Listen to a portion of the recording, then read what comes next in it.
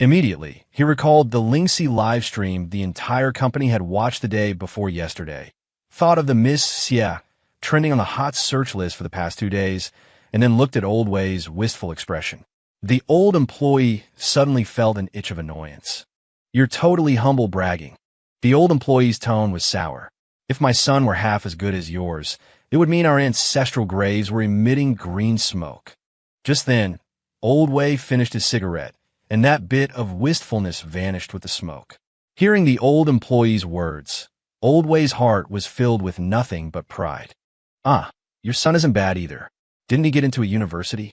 The old employee's eye twitched. His son was a year younger than Wei Bo and had gotten into a 985 university this year. He had originally felt that his son's university wasn't that much worse than Wei Bo's. But now Wei Bo had become a big boss and was even getting engaged to the eldest daughter of the CF family. How could they, the people of Luqian, not know how powerful the CF family was? The two sisters, Yu Wei and Yu Li, were legends in Luqian. And here was Wei Jianyi, sighing and groaning about being engaged to a family like that. If this wasn't humble bragging, what was? How could someone's humble bragging be so annoying?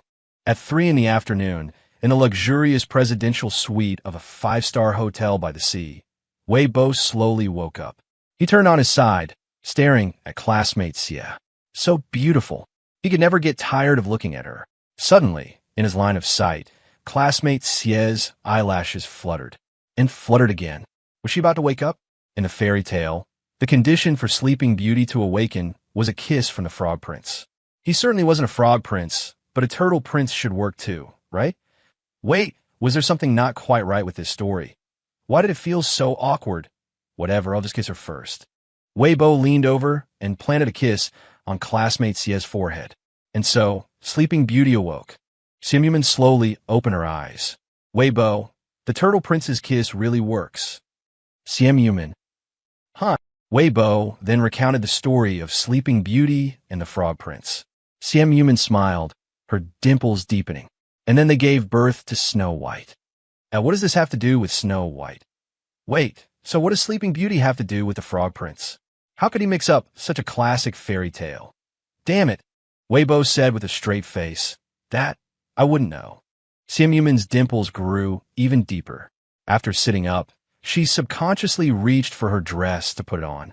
Only when her eyes fell upon the pool of red on the floor did she suddenly remember. The red dress had been torn.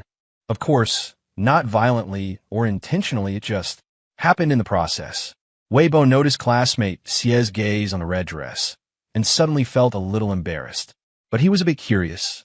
What was she thinking, staring at the dress like that? She couldn't be feeling sorry for the dress, could she? Impossible. That wasn't in line with classmate Xie's character. Classmate Xie, what are you thinking about? Thinking this, Wei Bo asked directly. Simp turned her head, smiling at him. It died a worthy death. Wei Bo. Huh, Simp. I was thinking this dress died a worthy death. It would be nice if all my other dresses could die like this. Yes, Wei Bo, Sigma, degree to degree. Classmate Xie occasionally came out with astonishing remarks. He often marveled, how does she manage to make such a suggestive comment out of thin air? Wei Bo avoided the topic of the dress's death. Classmate Xie, what do you want to wear? I'll go get it for you. He stood up and walked toward the walk-in closet. The blue long dress. Simp watched his flustered state, a hint of laughter in her voice. Hearing the laughter, Wei Bo thought, damn it, if you laugh again, I'll make the blue dress die on the spot too. Soon, Wei Bo dismissed the thought, because he saw a blue long dress in the closet that looked completely different from the red one at noon. A sleeveless blue long dress. The color was beautiful, and it looked like a very comfortable dress to wear. Most importantly, it looked like it was made of a cotton-like fabric, which seemed very hard to kill. Wei Bo carried the blue long dress back to the room. Soon, Simp had changed. She went to the closet herself, put on a red baseball cap, and slung a red canvas bag over her shoulder. Wei Bo was captivated again. The clash of the two colors looked surprisingly harmonious, and the baseball cap and canvas bag added a very casual, relaxed feel. It was clearly a very ordinary-looking dress, yet looked so beautiful when styled well. It really had to be classmate Xie. Weibo also changed into a t-shirt, then put on the light blue denim shorts classmate Xia had bought for him. They were both blue, so they were wearing couples outfits, right? They were going to be wading in the water later, so they both wore slides. These were also bought by classmate Xia, 2 pairs in off-white, the same model in different sizes. This made it look even more like they were wearing couples outfits, didn't it? Weibo felt smugly happy inside. Leaving the hotel and turning right, they were on a wide, clean, tree-lined avenue. On both sides were old Western-style houses of various shapes, each with a sense of history. Weibo casually recorded their journey with his Pocket 3, sometimes filming the sky, sometimes the houses, and sometimes classmates Xia walking under the green canopy. The salty scent of the sea breeze was refreshing and uplifting. No wonder the travel guides say you'll be happy just walking along Badagwan. Weibo pointed the camera lens at himself, revealing 2 rows of white teeth in a grin. Simp suddenly leaned in. Shouldn't the happiest part be being with your girlfriend? Weibo, no wonder the travel guides say you'll be happy just walking along Badagwan with your girlfriend. Simp beamed, her 2 dimples deepening. They strolled along a few of the main roads, slowly admiring the architectural styles, then followed Ningwu Pass Road all the way to its end, where the sea lay. Where the greenery ended, the view suddenly opened up. Beyond the beach, the blue of the sky and the sea merged into one. The sky was as blue as the dress classmate Xia was wearing, and the seawater was both blue and clear, stretching far into the distance. Weibo took off his shoes, carrying them in his hand, and walked barefoot onto the sand. Simp did the same, except her shoes were being carried in Weibo's hand. It's pretty hot, Weibo said with a laugh, but it feels good. Simp hopped on the sand a few times. It's fine. It was the middle of summer vacation, and there were quite a few tourists on the beach. But thankfully, it wasn't the dumplings in a pot situation Weibo had seen online. The 2 walked on the sand for a while, then went to the water's edge to wade. They played and teased each other like 2 little kids until just after 5 o'clock, when they rinsed the sand from their feet with seawater and put on their sports sandals. They ambled along the coastline. Along the way, they would stop to eat ice cream or sit down to admire the scenery. Every step brought a new view and its own joy. They walked until they reached a place called Taiping Geopark. It was then that Weibo noticed a change in the sky. Orange-red, pink, and golden orange spread across the sky like spilled oil paints. Rays of light shot out from behind the clouds, giving them brilliant golden edges. The sea was immersed in the afterglow of the setting sun, the rosy light shattering on its surface, making it sparkle. Weibo was surprised. Is the sun about to set? It seemed their luck was good today. They might get to see an exceptionally beautiful sunset. Weibo checked the time. It was less than half an hour until the sunset at 6:30. Classmates, yeah, let's wait for the sunset. Simp looked at the sky, then at the happy little turtle, her dimples appearing. Are you sure we can see the sunset from here? He might not be able to tell east from west, but he knew the sun sets in the west. Okay. This spot was not only able to see it, but the view was perfect. Yes. Then shall we find a place to sit and wait? Simp, having successfully teased her turtle, sounded even more cheerful. He knew classmate Xia had just been joking. Weibo looked at a map and, holding classmate Xia's hand, walked toward the viewing platform.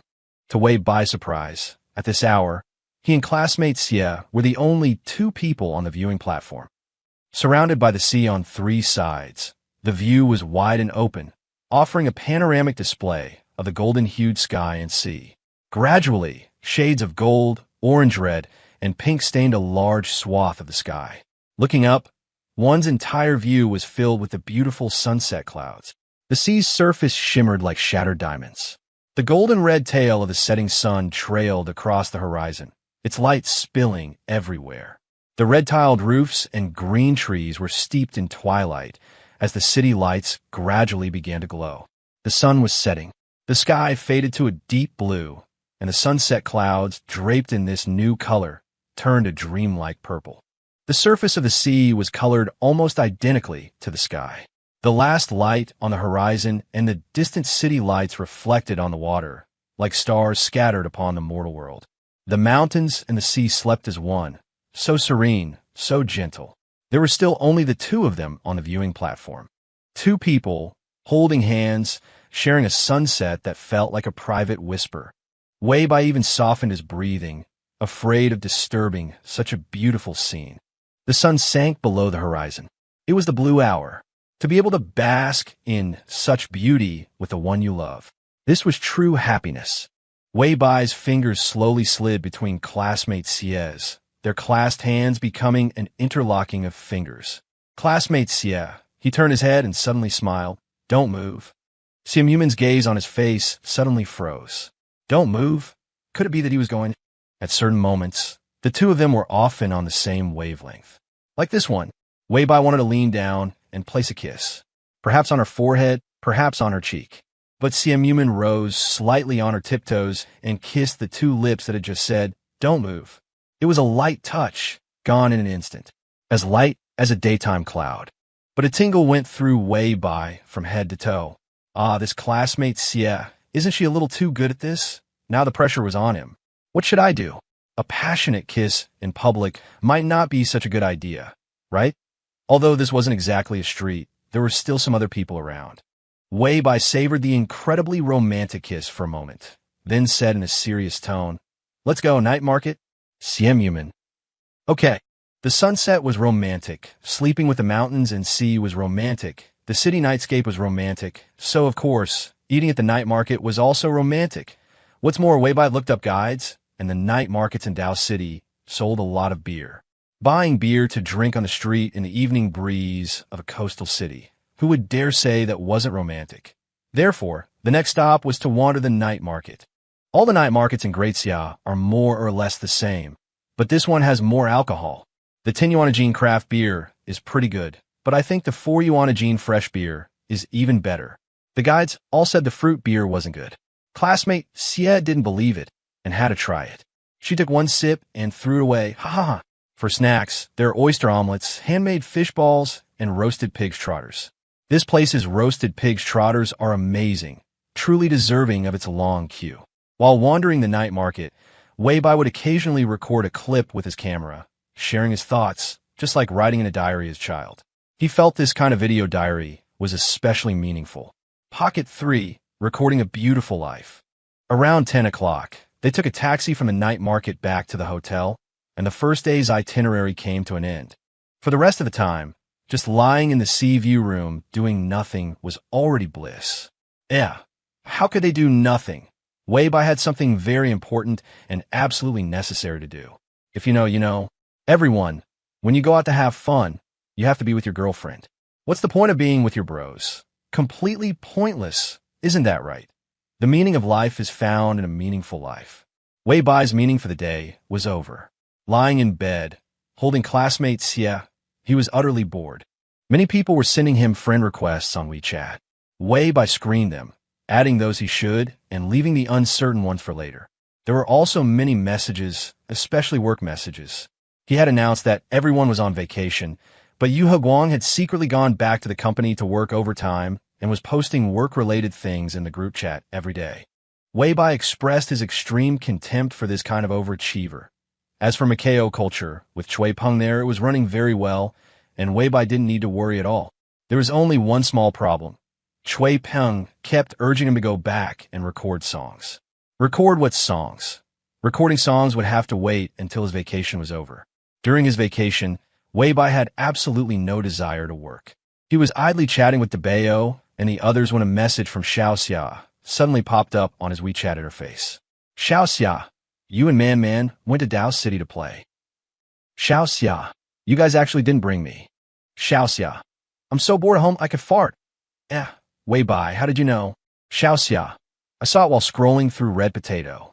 Someone took a picture of you from behind, and I recognized you at a glance.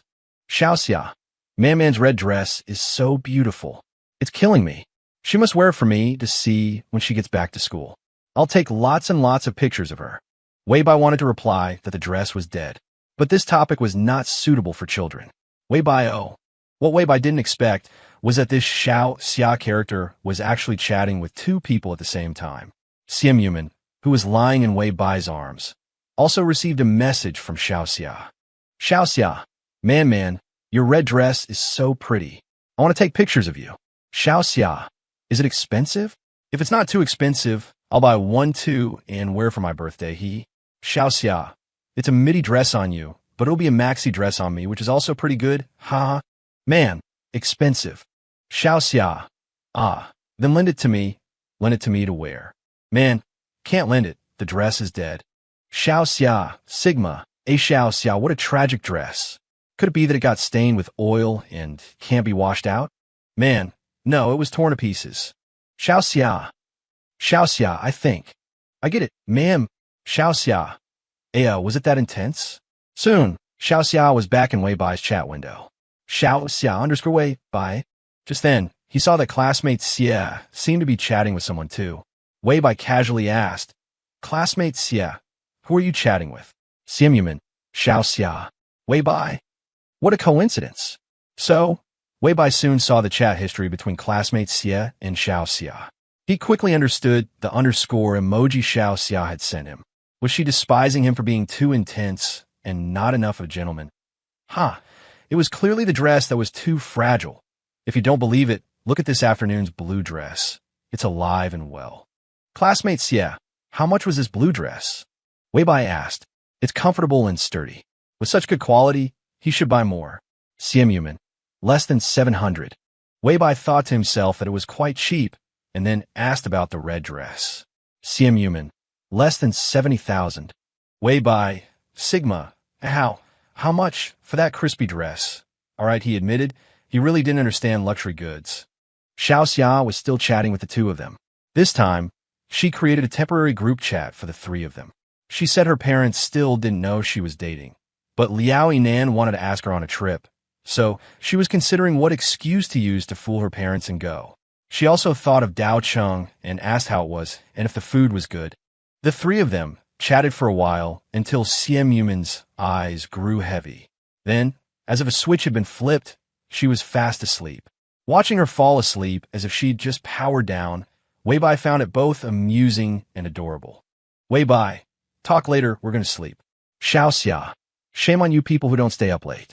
Wei Bai, close your eyes. After ending the chat with Xiao Xia, Wei Bai quietly got out of bed and walked to the dressing room. He opened his suitcase, glanced at the vacuum-sealed pillow and the custom-made couple's rings. After checking to make sure everything was in order, he closed the suitcase again. The pillow and rings were birthday gifts for classmate Xia. They held secrets and couldn't be discovered beforehand, or the surprise would be ruined. Additionally, classmate Xia's birthday was also their first anniversary. He still needed to order beautiful flowers and a cake in advance. On Ms. Wu and Old Wei's anniversaries, Old Wei always ordered these things, and Ms. Wu loved it.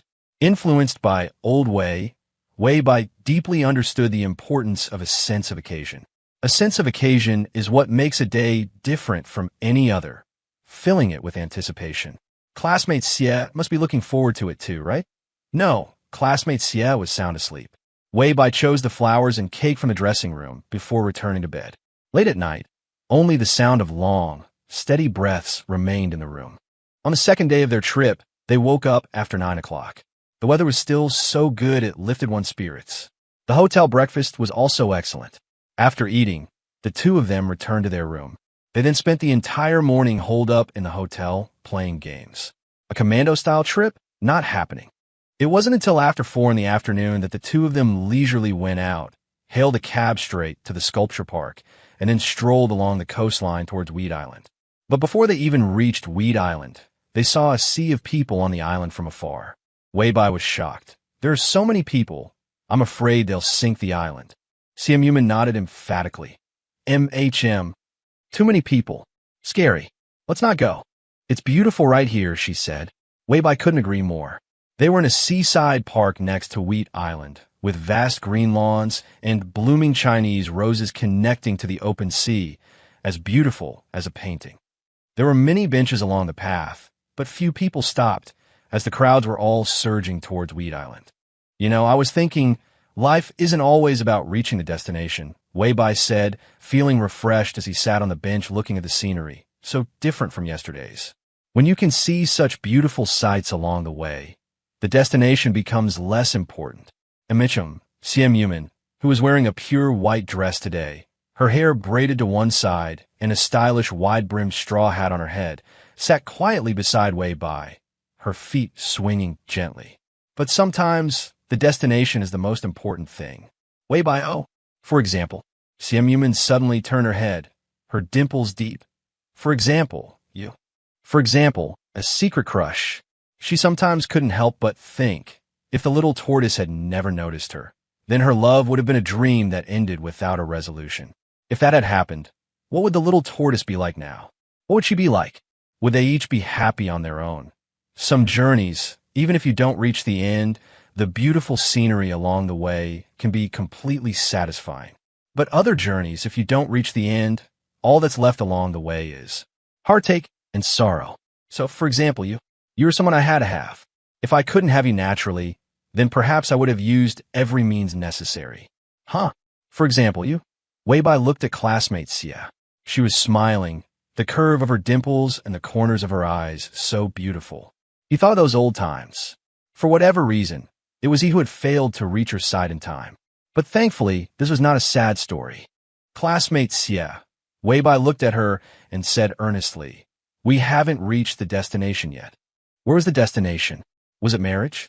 Wei Bai didn't think so.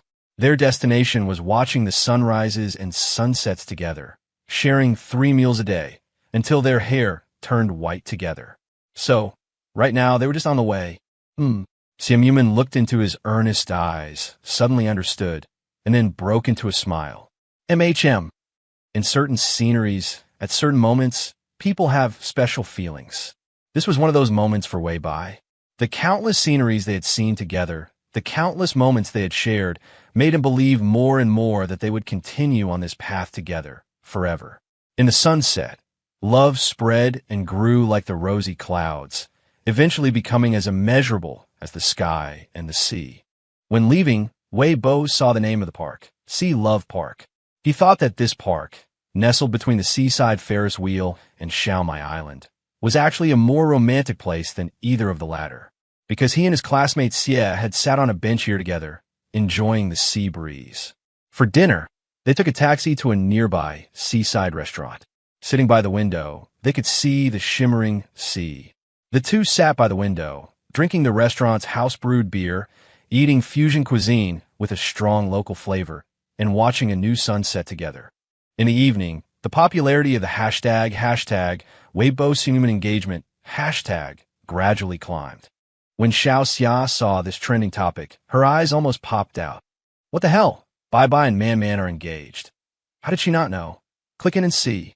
In the trending topics, a marketing account had posted, saying a fan had submitted a tip. The fan worked at the Xia Corporation, and rumors were circulating internally that the eldest daughter was getting engaged. Xiao Xia, after reading the marketing account's post, was dismissive. Marketing accounts just know how to spout nonsense. Bai Bai and Man Man weren't even in their second year of university.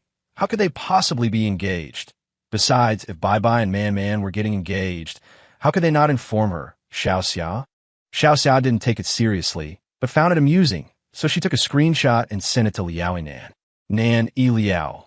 Today's marketing accounts really dare to make anything up. Xiao Xia, I know, right? It's killing me, this Xiao Xia. Xiao Xia, let's go to Dao City. Bai Bai and Man Man are having so much fun there. Nan E. Liao. Sure, I can leave any time. What about you? He had earned a lot of money tutoring in the capital. Never mind taking Xiao Xia to Dao City. He could afford to take her abroad. Xiao Xia, tomorrow. It's Man Man's birthday tomorrow. I'm going to tell my parents I'm going to Dao City to celebrate Man Man's birthday. Not really going for the birthday. Bai Bai specifically told me they wanted to be alone. Nan E. Liao, you're so clever. Xiao Xia, it's just that my parents think I'm too young and won't let me date. Nan E. Liao, have you told your parents that the person you're dating is Liao Nan, the smartest person in Lucheng, who got into Jing University through competition? Xiao Xia, narcissist. Nan E. Liao, trust me, just say it boldly. Uncle and Annie are afraid of punks, not me. Xiao Xia, I don't dare. Nan E. Liao, Xia Xiao Tang, there's actually something you don't dare to do. Xiao Xia, I don't dare, so what? Xiao Xia, buy the tickets, get the earliest ones. Nan E. Liao, you just know how to order me around. Xiao Xia, nye nye nye. Liao Yinan held his phone, the corners of his mouth turned up high. Xiao Xia didn't take the trending topic seriously. But when Hu Jingxian saw it, she was shocked. Who bought this trending topic? Was it aimed at the Xie Corporation, at Lingxi, or at her? This wasn't a negative trending topic, but it had significant implications. What was the purpose of the person who posted it? This couldn't be true, right? Impossible. Therefore, this must be business competition. So, who benefits from this news? Given the direction of this news, it was definitely not a competitor. Weibo. But Hu Jingxian knew that with Weibo's character, it was impossible for him to release such false news himself. Someone else from Lingxi, even with 100 clever minds, they couldn't come up with such a scheme. Could it be the Xie Corporation? Impossible. President Yu was an open and above-board person who wouldn't stoop to releasing false news. After considering all the possibilities, Hu Jingxian was on the verge of suspecting that she had released the news herself. With Weibo and Man engaged, wasn't she the biggest beneficiary? But she hadn't done it, and she wouldn't do something like that. Who on earth did it? Hu Jingxian was completely baffled. She clicked on the trending topic to see. Anyone could be a source now. I'll reveal that I have a child with Takashi Kaneshiro. Don't even know how to make up a good story. Our President Wei and the eldest daughter of the CF family of an age to be engaged. Although in my village, many people get engaged while they're still underage. It's hard to judge, but Weibo and my goddess are definitely not in that situation. What is the Xie Corporation's PR department doing? They're not debunking this. Seeing that no one believed it, Hu Jingxian was relieved. Just as she thought, who would believe such fake news? She studied it carefully. Only one marketing account had posted it, with other marketing accounts reposting it. There were no paid commenters or decent copy. It didn't look like a purchase trending topic. In that case, it had nothing to do with business competition. It was just a marketing account making things up. With that thought, Hu Jingxian exited Weibo and went back to her work. Tomorrow was Xian Yuman's birthday. She had bought a necklace at an auction that was perfect for Xian Yuman and had it air freighted to Dao City. It would be delivered to the Ruihua tomorrow. As for herself, she had just taken over the Hua Corporation's new tea beverage division and really couldn't get away to celebrate her best friend's birthday. However, it seems Man doesn't really need her around right now, does she? Women in love, TSK. Late at night, as Hu Jingxian browsed through various documents for the new tea beverage division, a thought suddenly struck her. If Man could really get engaged now, it would be a truly wonderful thing. After being alerted by a colleague from the secretarial office, Secretary Zhu saw the trending topic. Her expression immediately darkened. Find out who the leaker is. Quite a few people within the Xie Corporation knew about this matter, and even more had heard the rumors. But as long as one wanted to investigate, nothing was uncoverable. This kind of employee, who sells the boss's family matters to gossip accounts, must be punished, even fired. After assigning the task, Secretary Zhu, out of curiosity, clicked into the comments section to take a look. The vast majority of comments were questioning the authenticity of the leak. Secretary Zhu didn't know whether to be happy or not. On one hand, if President Yu found out about the employee leak, he would surely fly into a rage. On the other hand, no one believed it anyway, so it was as if it had never been leaked at all. In reality, how could the netizens possibly understand the minds of these wealthy families? This piece of news, which looked as fake as could be, was in fact as real as it gets. However, this information couldn't be spread online in the form of a leak. Besides, the time wasn't right yet. It wouldn't be too late to notify the media when the actual engagement happened. There wasn't much to do today, so after working overtime until just after 8 in the evening, Secretary Zhu left work. Before she left, she had already figured out that the leaker was a newcomer in their secretarial office. Secretary Zhu thought to herself, this newcomer definitely won't be passing their probation. Gazing at the sea view while eating dinner, it was already past 8 o'clock. Weibo and Xian Yuman went to see a light show before returning to the hotel. By then it was past 10. After washing up and changing into comfortable pajamas, the two snuggled together to watch Kikujiro's Summer. As they watched, Weibo recalled this same day last year. Back then, he had gone to the capital with a group of friends to celebrate classmate Xie's birthday. They had a barbecue and some drinks in the evening. His friends went to a hotel, while he and classmate Xie went home. That night, just after midnight, he had been planning to confess his feelings. But classmate Xie beat him to it. By that point, their feelings for each other were already clear, and they were both waiting for that moment to arrive.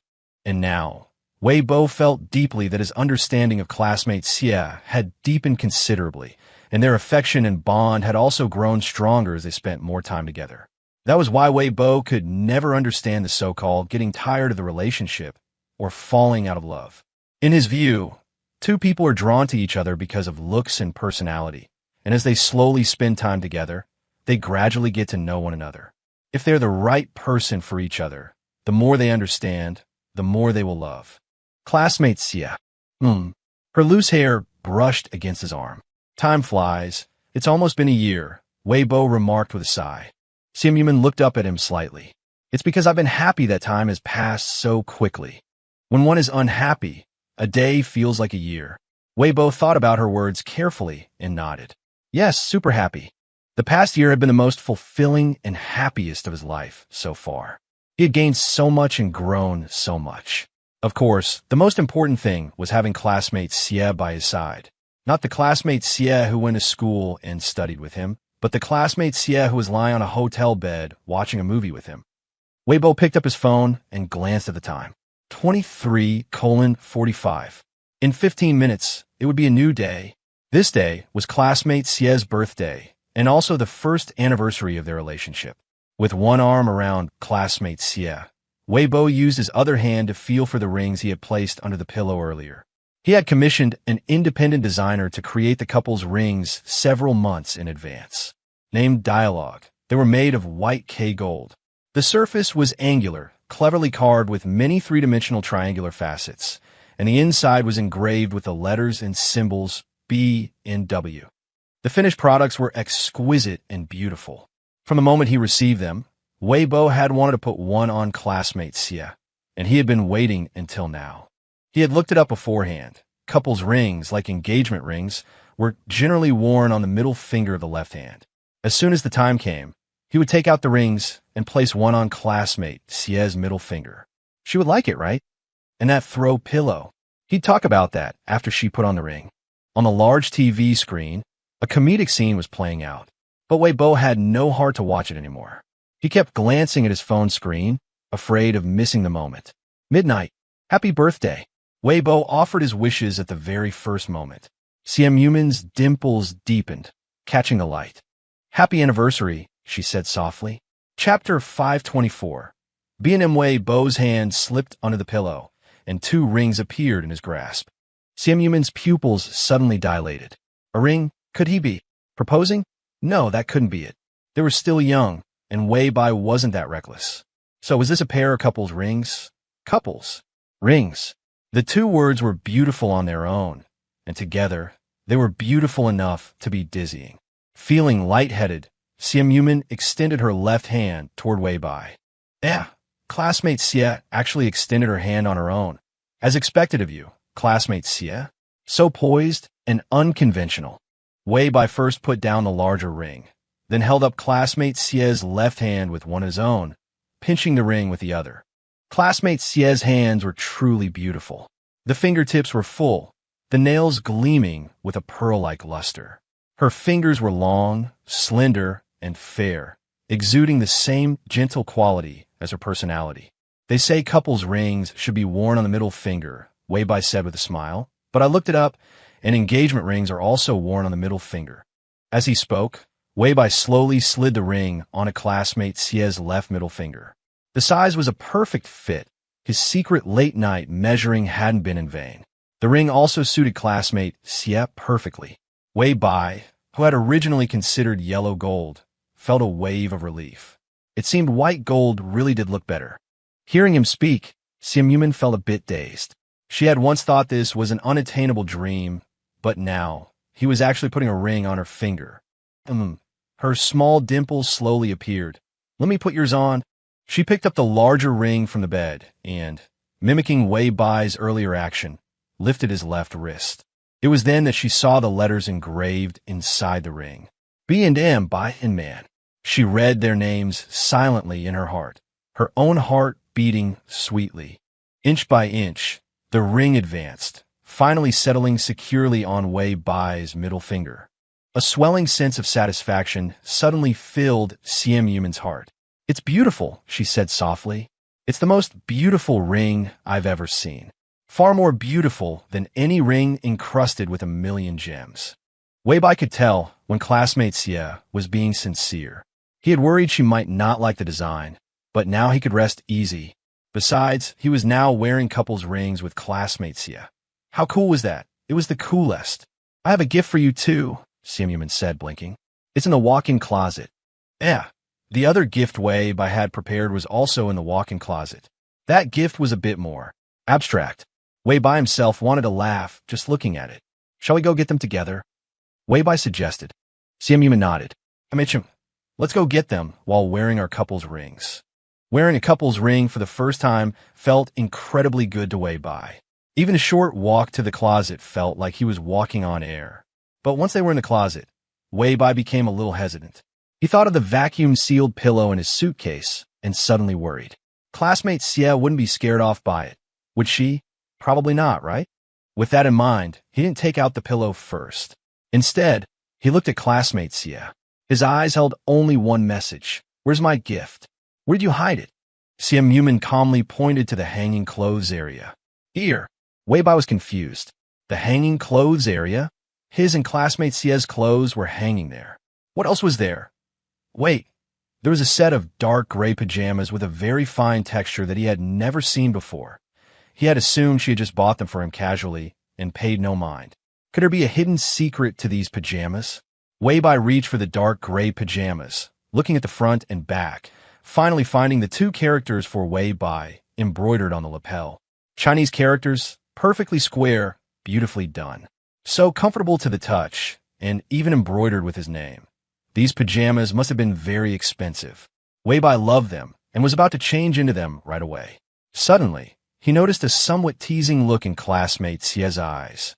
That look, wait, Wei Bai's hand, holding the pajamas, froze. He happened to see a hint of purple lace showing through from inside.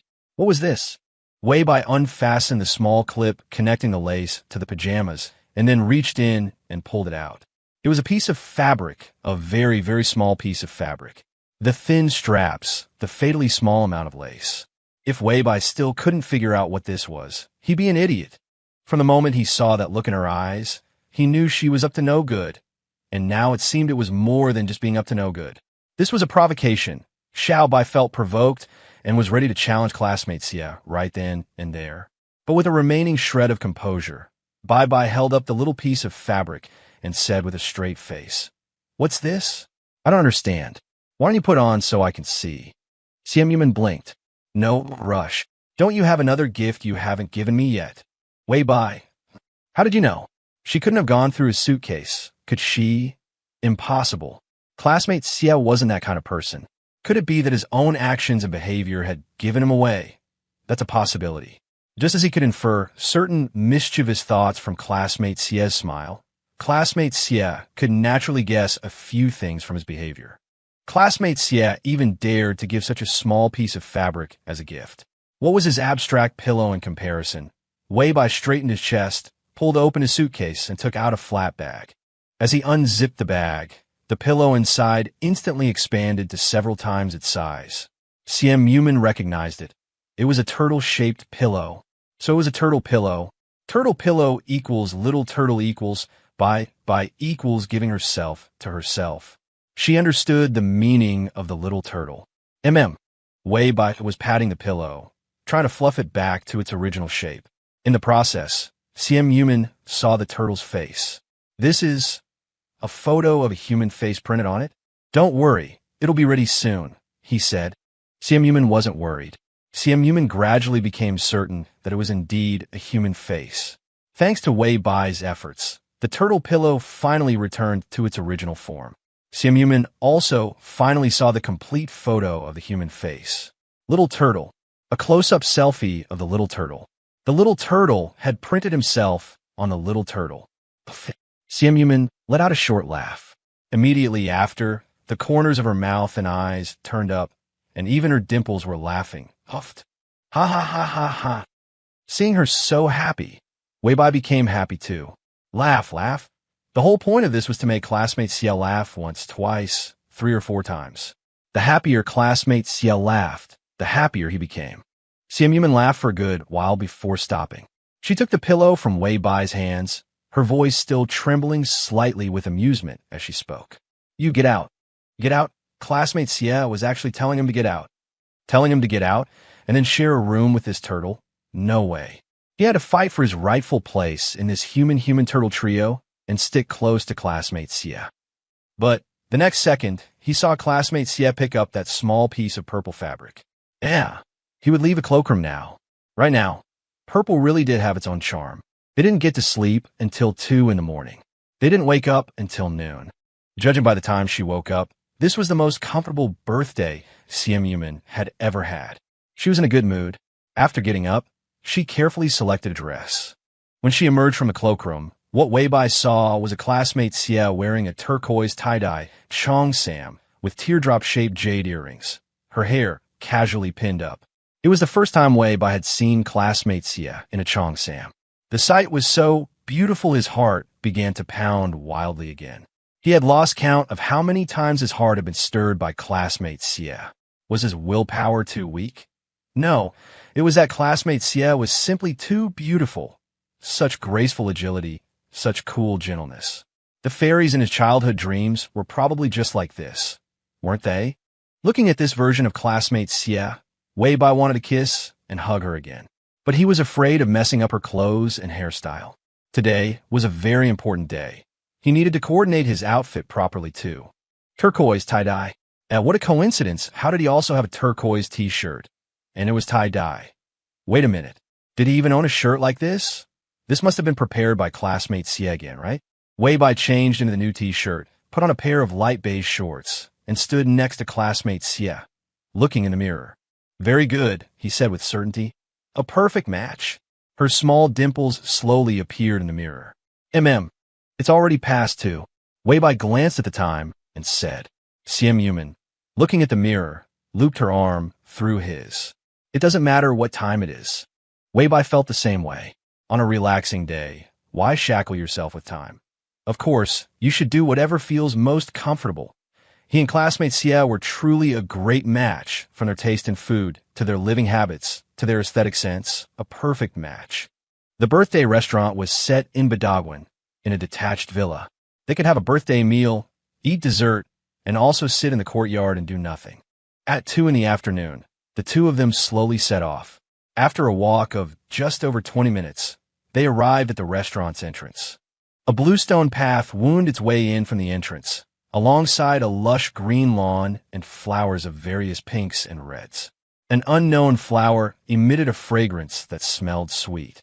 In the depths of the courtyard were sturdy, spreading trees that formed a canopy of green shade.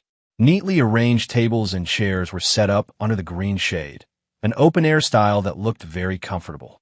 Turning a corner, a large expanse of floor-to-ceiling glass revealed the restaurant. Through the glass, Wei Bai could see directly to the floor-to-ceiling glass on the other side of the restaurant.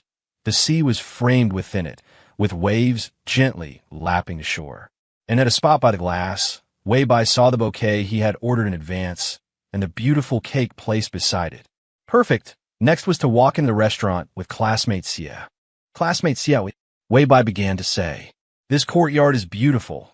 Let's eat here. Xia Yuman pointed to a spot under the shade of a tree. Over there. Yeah. What should he do now? Have the staff bring the flowers and cake back out? That could work, right? It would still be a surprise. Wei Bo readily agreed. I'll go order then. As soon as he said that, a staff member who had been nearby approached with a smile. Hello. Is there anything I can help you with? Wei Bo. They weren't giving him a chance to go inside. No matter, he could still use the classic gotta pee excuse. Excuse me, where is the restroom? Wei Bo asked. The staff member pointed to a corner of the courtyard. It's over there. Wei Bo smiled. All right. He was just asking. He sat down with classmate Xia under the green shade. A gentle breeze blew, and it was quite comfortable. Wei Bo took the thick menu and prepared to order. As for the flowers and cake, he'd figure out later. There would be a chance to move them over. Classmate Xia's expression seemed a little off. The curve of her smile, the depth of her dimples. Weibo pondered for a moment and felt there was a trick afoot. In broad daylight, classmate Xie wouldn't do anything too outrageous. So what was this trick? Weibo couldn't guess, so Weibo decided to ask directly. Classmate Xie, what are you thinking about? Simp blinked. I was thinking, what other excuse you'll come up with to get the flowers and cake? Sigma, hey, she saw right through it. When did he slip up? When you look towards the floor-to-ceiling window, Simp said softly, as if she knew what he was asking. Your gaze fell directly on the table by the window. Just that. Weibo was surprised. The flowers and cake were arranged there, along with balloons and a happy birthday sign. Simp said slowly, but you weren't surprised. Is someone else celebrating their birthday here today? Simp mimicked his tone. What's it like to have an extremely smart and perceptive girlfriend? Of course, it's having everything go just as you wish. A few minutes later, Weibo was seated at the table he had reserved in advance, just as he had wished. Outside the floor-to-ceiling window was an endless expanse of the sea. Across from him, classmate Xie was admiring the bouquet and cake he had carefully selected.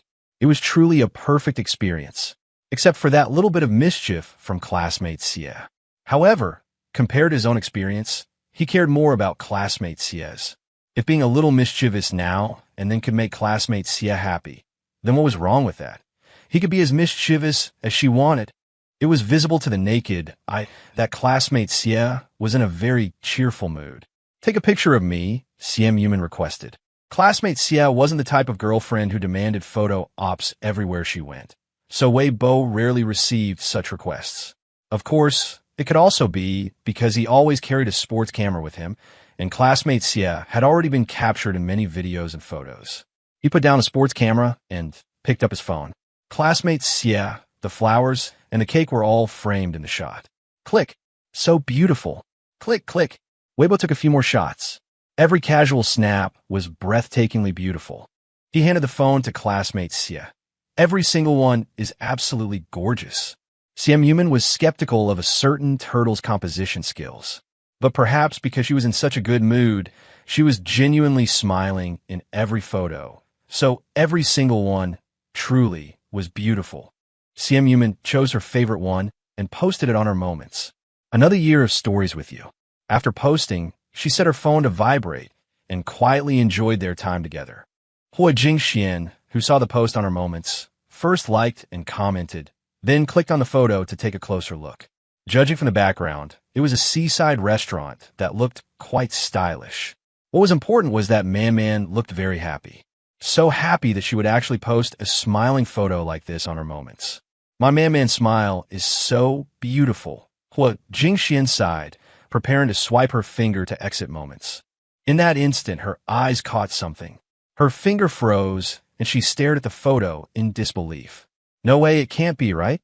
She muttered, zooming in on the photo again. She hadn't seen wrong. It really was a ring. Simp was actually wearing a ring on her left middle finger. Chapter 526. Not notifying me about the engagement. A ring on the middle finger, that means engagement. What's going on? Could Man really be getting engaged? And she didn't even tell her about something so huge. Flustered and anxious, Hua Jingxian clicked on Simp profile picture and began a message bombardment. Xian, you're getting engaged? And you didn't tell me. Xian, why are you wearing the engagement ring now? Shouldn't you wait for the engagement party? Xian, I saw online before that the Xie family was internally preparing for your engagement, and I didn't believe it. Xian, when is the date set for?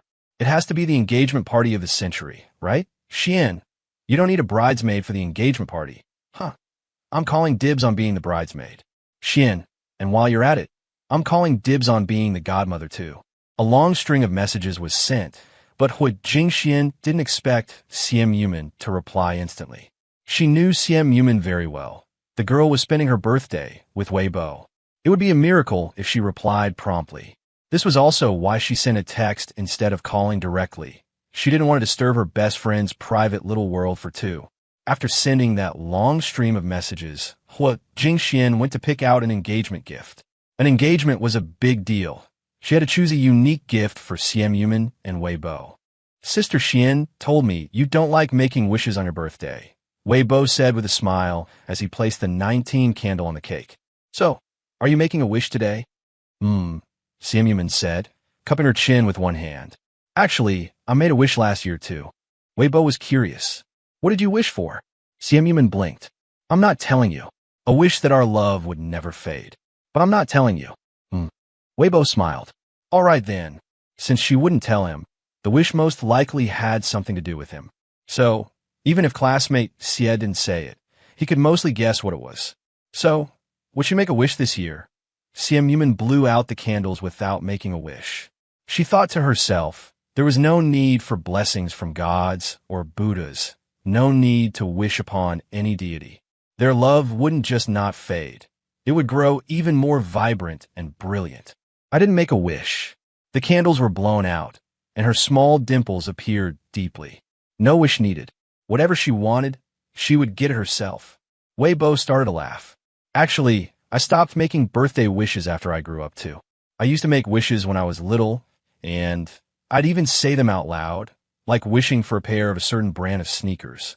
Siam imagined that version of Little Turtle and found it adorable. Did you get them? She asked. Of course, Weibo said with a laugh. Next, it was time to cut the cake. Weibo took out the cake knife and passed it to Siam's hand. On the 6-inch pink cake, pink tulip-shaped frosting flowers were interspersed with green leaf accents. The design was simple, but had a great atmosphere. It's beautiful, Siam said as she aimed for the edge of one of the frosted flowers, the knife sinking into the soft cake. Weibo watched her intently, thinking that even the way she cut the cake was a delight to watch. Congratulations, classmate Xie, on another fulfilling year, Weibo said with a smile. Siam looked up at his gentle, smiling face illuminated by the light and felt her heart sink, just like the cake. She said softly. It really has been a very fulfilling and happy year. Following the principle that expensive isn't necessarily good, but cheap is definitely bad, Weibo had chosen a cake from the most expensive local chain. As expected, the design was beautiful and exquisite, the flavor was pleasant, and the texture was silky smooth. As the two ate their cake, they noticed it had started to rain outside. The rain wasn't heavy, falling diagonally on the beach and the sea into the lazy afternoon sunlight. Rain on a sunny day, Weibo said, admiring the beautiful scenery. How beautiful! Two different types of weather needed together into a romantic scene at this moment. Together with the cake, they made the air cool and sweet. The rain wasn't heavy. When the rain gradually stopped, Weibo carried the remaining cake, and Siam held the bouquet of flowers as they slowly walked back to the hotel. At that moment, a translucent blue appeared in the sky, and the low-hanging clouds were edged with gold. We might get rained on, Weibo said. That would be great too, Siam said. If it was in such a beautiful scene, and if she was with her little turtle, then even getting caught in the rain would be romantic. But the rain only lasted for a short while. By the time they returned to the hotel and changed into comfortable loungewear, the sun outside was even brighter, and a streak of orange-red had appeared. Weibo was by the window, admiring the view. It was only then that Siam saw Hua Jingshuan's messages. Engagement? She looked at the ring on her hand, her dimples deepening as she smiled. How absurd. Why would Hua Jingxian skip over the possibility of it being a couple's ring and assume they were getting engaged? However, if they really were getting engaged, she would be okay with that. Siam told Weibo about it. Weibo couldn't stop laughing either. How could there be such a misunderstanding? However, if they really were to get engaged, he would be completely okay with that. Classmate Xie, is Sister Xian trying to hint at something? Weibo asked. Siam thought for a moment. She's always been blunt. As she spoke, she was replying to Hua Jingshuan's message. Man, they're just couples' rings. Xian, oh, so you get a new pair of rings when you get engaged. Man, that's strange. Why would you think we were getting engaged? Xian, sweetie, you don't know. Xian, the news that you two were getting engaged was trending yesterday. Xian, I was wondering how netizens knew about such a big thing before I did. Man, to be honest, the netizens knew before I did too. Man, ridiculous. Xian, haha, I knew this news looked fake. It's impossible. But because you two were wearing couple rings, I had my doubts. Man, that's not a thing. Xian, well, you can start considering it now. Man, that's what I was thinking too. Weibo didn't know whether to laugh or cry after learning the truth. They weren't celebrities, Yet marketing accounts were already making up gossip about them.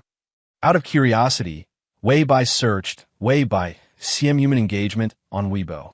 The search, as expected, brought up many discussions. Weibai scrolled through the comments, getting more amused the more he read. It seems most netizens hope we get engaged. CM Human was also immersed in the comments, liking ones such as a match made in heaven, and they're truly a perfect match. Getting engaged was no small matter. It required the consent of both sets of parents. Weibai felt that Old Wei and Ms. Wu would definitely have no problem with it, but he didn't know what classmate Xie's parents thought. If everyone agreed, wouldn't he go for being classmate Xie's boyfriend to her fiancé? Fiancé. The word sounded so much better, more commanding. Weibai daydreamed for a moment, then brought his thoughts back to reality. He knew that Yue was quite satisfied with him now, but it was still too early to talk about engagement. Chapter 527. Really getting engaged? I really don't know where this kind of rumor came from. Weibai held up his phone, finding it more and more absurd the more he looked. CM Yuman liked this rumor, but after a thought, she said, "There's no smoke without fire." Right? Weibai nodded. "We're still too young." CM Yuman also nodded, her tone filled with endless regret. "Yeah, we're still too young." Weibai understood the regret in her tone immediately. Like him, classmate Xie wanted to turn girlfriend into fiancé. That day will come. And it's not far off. Weibai savored the word fiancé in his mind, as if he had a new goal, and the more he thought about it, the sweeter he felt. Of course, for now, it was just a thought. At night, lying on the comfortable hotel bed, Weibai was still thinking about this. Who came up with this rumor? They're a genius, aren't they? The next morning, it was time to head back. They left for the airport after 10 and landed in Haicheng at 1 in the afternoon. The in-flight meal was pretty good, so the two of them didn't go out to eat after landing and went straight home instead. CM Yuman opened the chat with her aunt and told her she had arrived safely. This was a habit between her and her aunt. Wherever she went, she would let her aunt know. "Aunt, rest up when you get home. I have something to tell you this afternoon." CM Yuman found it strange. What was so important that it couldn't be said now? Could something have happened to Mantu? Or did her aunt get Mantu a little brother or sister? Other than that, CM Yuman really couldn't think of anything that couldn't be said right now. At the same time, Weibai was also chatting with Ms. Wu and Old Wei. "Ms. Wu, we're having a small family meeting at 3:30. Old Wei, silly grin. From Old Wei's silly grin, Weibai read a different meaning. Now that the second and third child policies were relaxed, many families were starting to add new members. Could it be? Were Ms. Wu and Old Wei going to give him a little brother or sister? No. Why would something like that require a family meeting? Couldn't they just inform him directly? Besides, based on Old Wei and Ms. Wu's workload, Weibai deduced that the likelihood of a Wei Zhu or Wei Mei being born was low. Then what could it be? Weibai couldn't figure it out, so he stopped thinking about it. He took a short nap with classmate Xie, woke up 10 minutes early at 3:20, grabbed his headphones, and prepared for the family meeting. Classmate Xie, you too? Weibai looked beside him at the phone and headphones in classmate Xie's hand, and suddenly felt that something was off. CM Yuman looked back at him with the same expression, paused, and said, "My aunt scheduled a video call with me for 3:30. Weibai, Ms. Wu and Old Wei scheduled a video call with me for 3:32. Something's not right. It's a conspiracy." The young couple exchanged a look, each entering battle mode. "No matter what the problem is, we'll face it together." Hey, man, I have something to discuss with you. How about you and Bye find some time during the National Day holiday to get engaged? Stunned. A long, stunned silence. On the phone screen, Yu Li was smiling brightly. "Are you stunned with happiness? I know you'll definitely be okay with it." Stunned. Another long, stunned silence. Not until Yu Li asked, "You're not unwilling, are you?" Did CM Yuman seem to snap out of it, her small dimples slowly appearing. I am willing," Yu Li said happily. "I've checked the calendar. October 3rd, which is the 12th day of the 8th lunar month, is an auspicious day. If you're okay with it, I'll finalize the specific arrangements with Bye-Bye's mom." Listening to Yu Li, CM Yuman suddenly thought of a possibility. Could it be that CEO doesn't know? Yu Li was waiting for this question. How could she not? "CEO, you was the one who gave me this task. Don't worry, I've spoken with her, and she's very cooperative. She'll handle the Xie family side. Considering some business matters, this engagement is a bit rushed. My dear, I'm sorry you have to go through this. Go through what? Her small dimples deepened. Even if the engagement were tomorrow, I wouldn't feel wronged.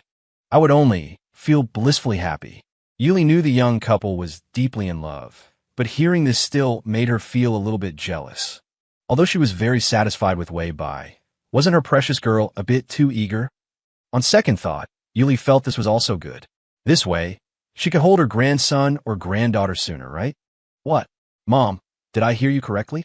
Wu Ruxin slowly sipped her throat-soothing tea and said, You heard correctly. The engagement is on October 3 RD. Your engagement with Man Man. Wei Bai was completely stunned. 100 times more stunned than when he became the top scorer in the college entrance exam last year. Ms. Wu, Wei Bai hesitated. Did you and Little Aunt decide this? CO, you should know about this, right? Has Little Aunt become as bold? Yes, Wu Ruxi nodded. Man Man's mother is too busy, so your Little Aunt and I are taking care of this. I've already agreed with your Little Aunt that your father and I will visit Man Man's mother in Beijing next month. By the way, the engagement banquet will be held at Man Man's family's place. For our side, we'll just have a meal with our relatives. You two don't need to worry about the specifics. Just show up. When you get married, we won't interfere. You can do whatever you want. Wei Bai processed the information, feeling a bit dizzy. He and classmate Xie were really getting engaged. His heart felt like it was filled with a swaying cotton candy, full and sweet. He turned his head to look at classmate Xie, who had just ended a video call. Just like him, classmate Xie was radiating elation from head to toe. Classmate Xie, Ms. Wu just told me. Xie Yumin turned her head, her dimples seemingly carved onto her face. Little Aunt just told me. They spoke at almost the same time, paused in a daze at the same time, and then laughed at the same time. Many words melted into this tacit smile. I never thought, Wei Bai smiled, that Wei Bai and Xie Yumin's engagement wouldn't be fake news. He and classmate Xie were getting engaged, and netizens knew the news before either of them. Xie Yumin nodded lightly. Yes, Xin Xian also knew before us. It was a magical thing, but also wonderful. Xie Yumin was so happy about it that the dimples never left her face. They were still on her face when she was on the phone with Hu Jingxian. What did you say? Hu Jingshuan's voice suddenly rose. You're saying that after you two got back to Haicheng, your little aunt called to inform you that you're getting engaged on October 3rd? You're saying this was CEO Yu's idea, and Wei Bai's family is also very willing. So the conclusion is you're really getting engaged? Hu Jingxian, far away in Beijing, was full of questions. Xie Yumin nodded, her voice incredibly gentle. Yes, I'm getting engaged. Hu Jingxian. Who is this gentle and coquettish girl? Wei Bai, give me back my cold and proud Xie Yumin. Chapter 528. Is it that good? Wei Bai was getting engaged. But that was in October. Why wasn't it October now? Couldn't these next 2 months or so just fly by? They couldn't. The day after returning to Haicheng, Wei Bai, who had taken a 5-day vacation, dutifully went back to work at Lingxi. A lot of work had piled up over the past few days. A stack of unanswered emails and messages, and many pending matters to be decided. The cooperation with Huaxing needed to be pushed forward. Lingxi had to quickly enter the mass production stage to complete the first phase of delivery discussed with the affiliated hospital of Haicheng University. He had to maintain relationships with old friends, meet some new ones, and evaluate the companies and individuals who wanted to discuss cooperation and investment. There were also many media outlets requesting interviews. Wei Bai planned to accept 1 or 2 as he saw fit and decline the rest. On weekdays, Wei Bai was extremely busy. After prioritizing tasks, creating a schedule, and getting a general idea of things, he finally breathed a sigh of relief and used his own Weibo account to post 3 years of Lingxi. What have we been doing? This long video had been recorded back when Jiang Xiang was being slandered with false rumors. Ning Buqiao spent 2 months editing it into a 28-minute-long video with a clear storyline, which could also be called a documentary. The story began with the incident where Jiang Xiang was slandered and went on to portray the founding team of Lingxi. Weibo held off on releasing it until now. using it as the finale for their major marketing campaign to make Lingxi's story more complete and to build its brand image. Weibo himself had been receiving a great deal of attention recently, coupled with reposts from multiple accounts including Lu Chong, Jiang Xiang, and Hai University's official account. The video's popularity continued to climb, reaching its peak the day after its release.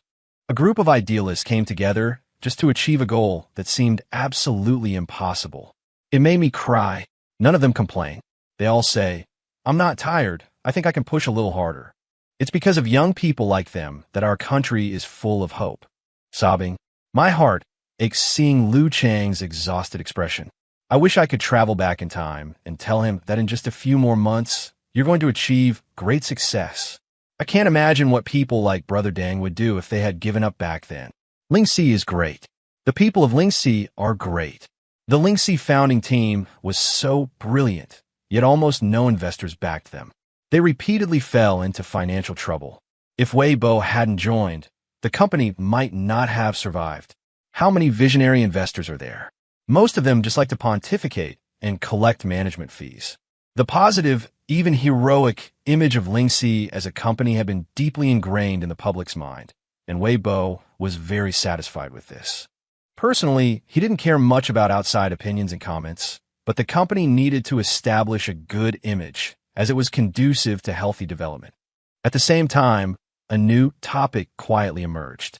Investors' comment on Jiang Xiang. Weibo clicked on this unexpected topic, not knowing whether to laugh or cry. It turned out that an investor had posted a Weibo about Jiang Xiang 5 days ago. I had the honor of meeting CEO Jiang once 2 years ago. A man of few words, calm in personality, and he doesn't show his emotions. He possesses the fine character and temperament of a research-oriented entrepreneur. But netizens had dug up another Weibo post from this same investor 2 years ago. Met a PhD from a prestigious university who's working on non-invasive brain-computer interfaces. Lacked any elite presence, spoke without charisma, and had no entrepreneurial passion. I was very disappointed. If this is what entrepreneurs are like today, how can they possibly survive the fierce competition? Netizens flocked to comment under both posts. Reminds me of what Weibo said in alumni stories. The people who praise you and the people who curse you may not be talking about the real you. I'm genuinely impressed by how fast he changed his tune. He was so publicly critical before, and now he has the gall to suck up to him. Shouldn't investors be called speculators? Oh my God, he has no shame at all. So this is the extent of these so-called investors' judgment. Reading these comments, Weibo suddenly remembered that during the recording of alumni stories, Jiang Xiang had mentioned an investor who called him uninteresting and lacking an elite presence. Could have been this guy. If so, it would truly be a case of what Weibo had said back then. Once you succeed, plenty of great minds will reinterpret the scriptures in your favor. Amid the online commotion, the topic Weibo and CM Human engaged received little attention. It just looked too fake. Who would believe it? It was much more interesting to laugh at the investor and learn a thing or two about being shameless. Weibo analyzed the netizen psychology and chuckled to himself. Didn't see that coming, did you? The news that looked so fake is actually true. Makeo culture. Shui Yinxin scrolled through the comments, laughing uncontrollably. I'll strive to have such thick skin in the future.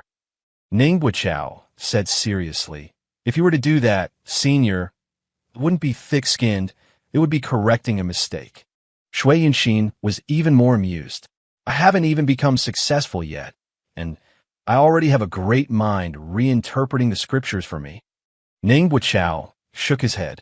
It's not reinterpreting, it's speaking the truth. Shui Yinxin mused, I wish my future little boyfriend could be as sweet-tongued as you. At these words, Ning Buichao's ears turned red, and he lowered his head. Shui Yinxin was very oblivious in some respects and didn't notice Ning Buichao's change at all. She brought up the 28-minute-long video. The editing is so good, it even moved me. Chower, your aesthetic sense, your control of pacing, and your storytelling ability are truly amazing. Ning Buichao's ears grew even redder. Am I really that good? Of course, Shui Yinxin affirmed. Your character is impeccable. Your talent is undeniable. Outstanding, truly outstanding. Then, hearing Shui Yinxin's repeated affirmations, Ning Buiqiao suddenly found a bit of courage and wanted to say something. But Shui Yunxin stood up. I'm hungry. Want to get something to eat. Her taste in food was similar to Ning Buiqiao's, and they got along well, their bond as meal buddies unbreakable. The courage Ning Buiqiao had just mustered up fell back into place, and he slowly breathed a sigh of relief. Fortunately, I didn't say anything. It's not the right time yet. If I had, I'm afraid we wouldn't even be having this meal. What should we eat? Ning Buiqiao asked. Spicy stir-fry pot, Shui Yunxin suggested. My treat to celebrate the great success of the video you edited. There weren't many restaurants downstairs, and a spicy stir-fry pot place had just opened recently. Shui Yunxin went there often. Okay, Ning Buiqiao agreed with a smile. Then let me buy you a drink, senior. Sure, a summer spicy stir-fry pot must be paired with Coke, Shui Yunxin laughed. After they left, the HR and finance staff in the office exchanged knowing, ant-like smiles. Do you think they're together? Definitely not. Look at Yunxin. She looks completely clueless. If you ask me, they're just one step away from making it official. Watching young people fall in love is just so interesting. 411 Girls Dream, Group Chat. Zhou Yin. Video, Zhou Yin.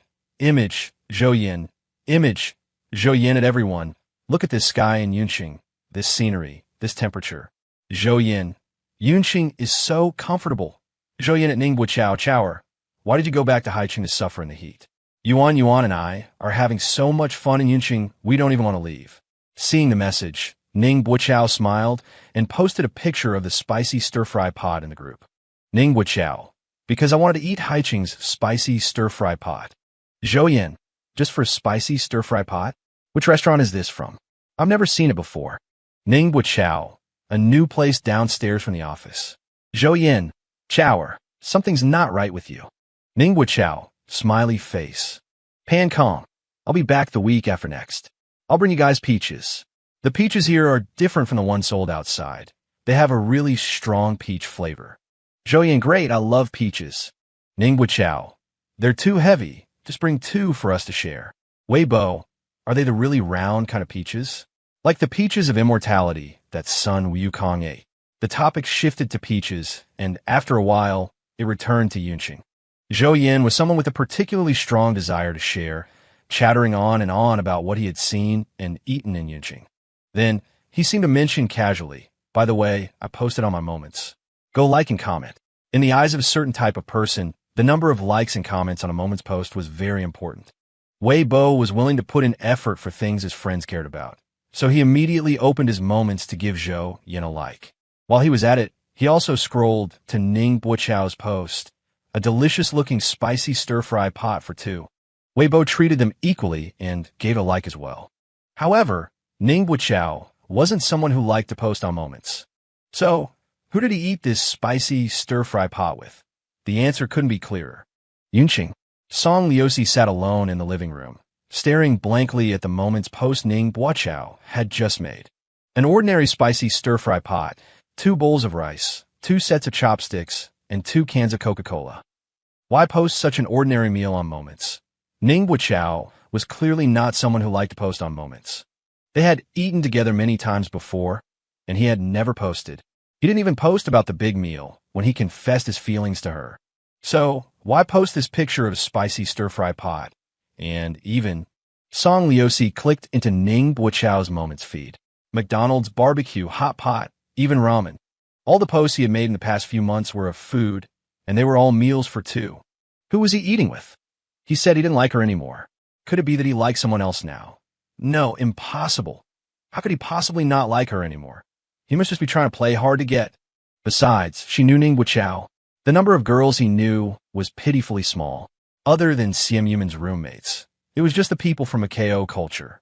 Among those people, besides Simp Yuman, who was prettier or more worthy of being loved than her. Song Liuxi told herself she was overthinking it. But her heart sank lower and lower, almost hitting rock bottom. Cici, come and help, Mother Song returned, carrying fresh meat and vegetables. The beef is especially beautiful today.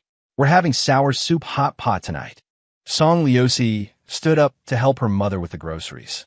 Mother Song didn't notice her foul mood and continued, I just ran into Chower's mom downstairs. She said that Wei Bo, who's been really popular recently, was Chower's roommate. She also said that Chower went back to Haicheng to work at Wei Bo's company. Did you see that Lingxi documentary today? Chower made all of that. Just look at that kid, only a freshman, and he's already doing such big things without a word. Cece, you can't be mad at Chower anymore. Boys like him, who you know inside and out, and who are so motivated and outstanding, are hard to find these days. Song Liuxi's head was buzzing. Was she the one being mad at Ningbo Chao? It was Ningbo Chao who was trying to turn the tables and play games with her. Mom, you don't understand. Song Liuxi placed the beef and vegetables on the living room table, sullenly. Mother Song shook her head. Yes, I don't understand. I've asked you so many times what's wrong between you two, but you just won't say. If you ask me, you grew up together? What kind of conflict can't be resolved? If you just apologize properly to Chower, this will surely blow over. Song Liuxi thought of those meals for 2 moments posts, of what Ningbo Chao had told her before summer break, I don't like you anymore, and felt incredibly annoyed. Why should I be the one to apologize? It was clearly him who... Forget it, you wouldn't understand even if I told you. Song Liuxi picked up her phone, walked back to her room in a few steps, and slammed the door shut. This child, Mother Song frowned. How has she become more unreasonable as she's gotten older? In her room, Song Liuxi once again opened that Mala Xiangwa Moments post. This time, she saw a like from Shui Yanxin. As if a thought suddenly struck her, she clicked on each of Ningbo Chao's meal for 2 videos to watch. Under every single one, there was a like from Shui Yanxin. Why would Shui Yanxin like Ningbo Chao's posts? She was friends with Shui Yanxin too, and she had posted so many moments, yet Shui Yanxin had never once given her a like. Could it be? No, impossible.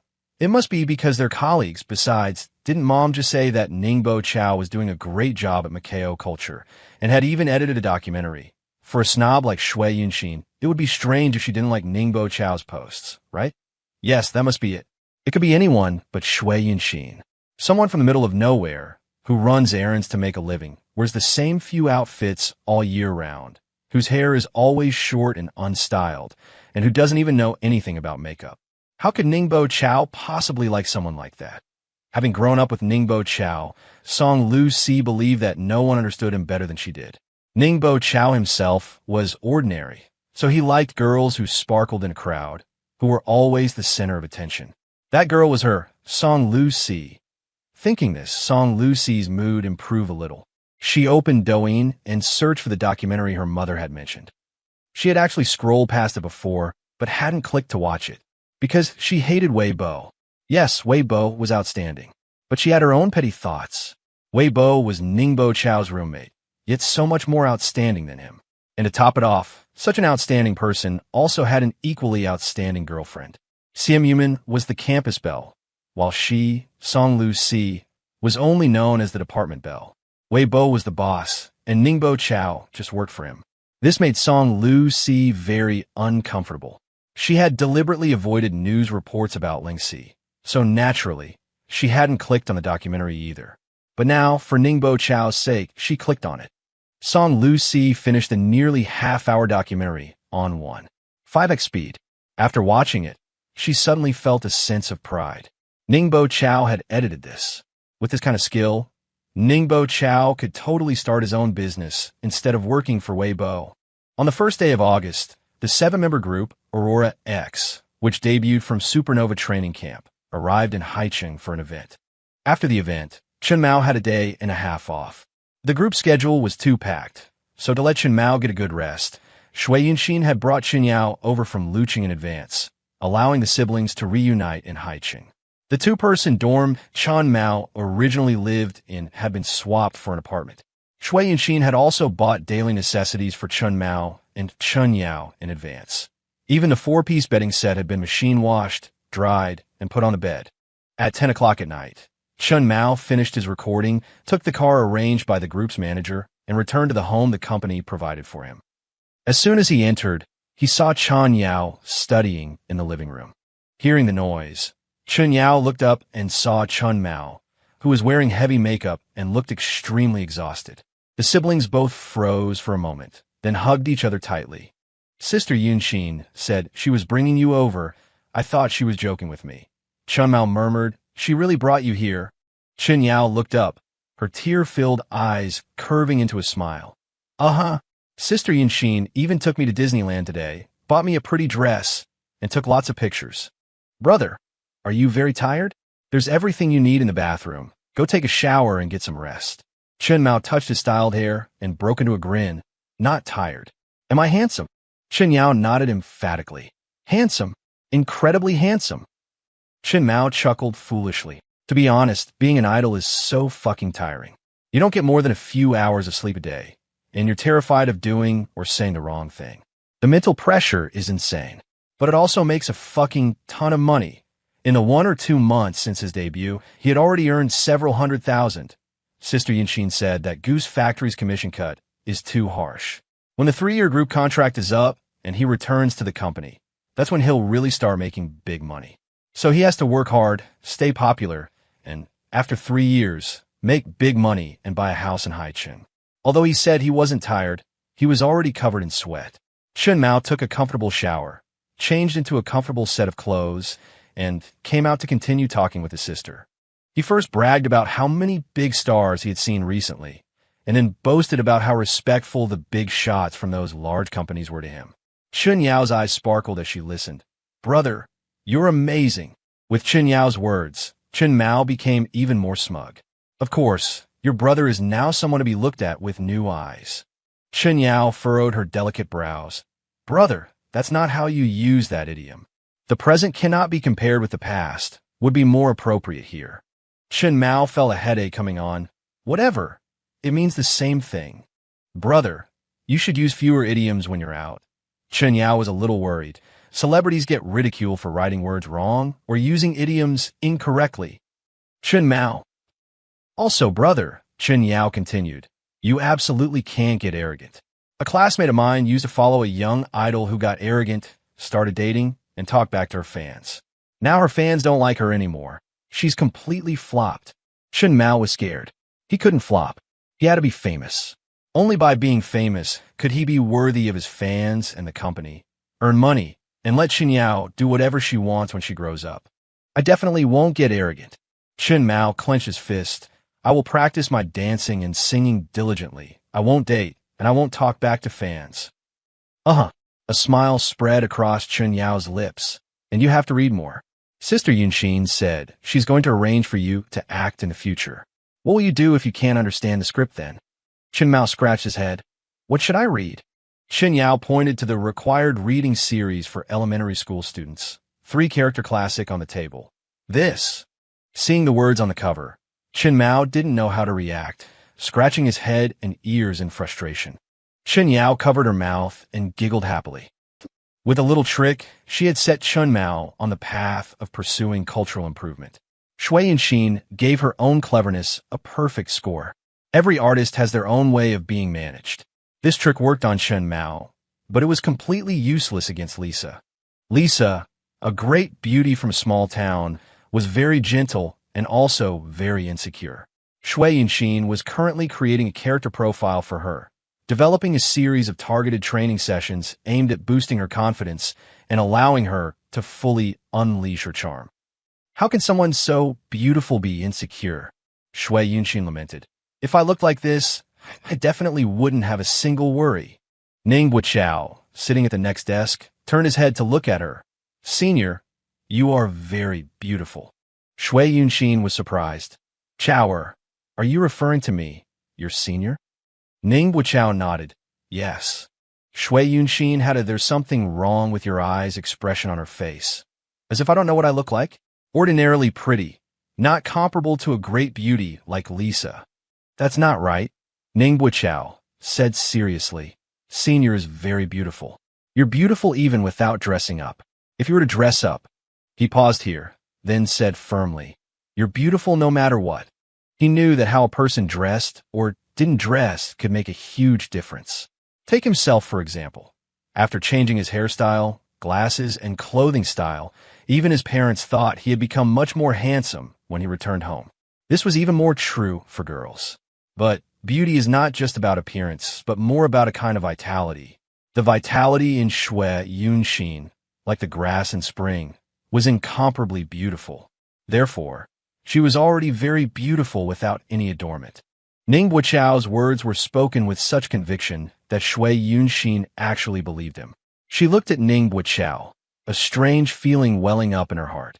This guy didn't seem to be making polite conversation, but he used to like the delicate, long wavy-haired type, like Song Liusi, and now he was complimenting her beauty. Wasn't this shift in aesthetic a bit too big?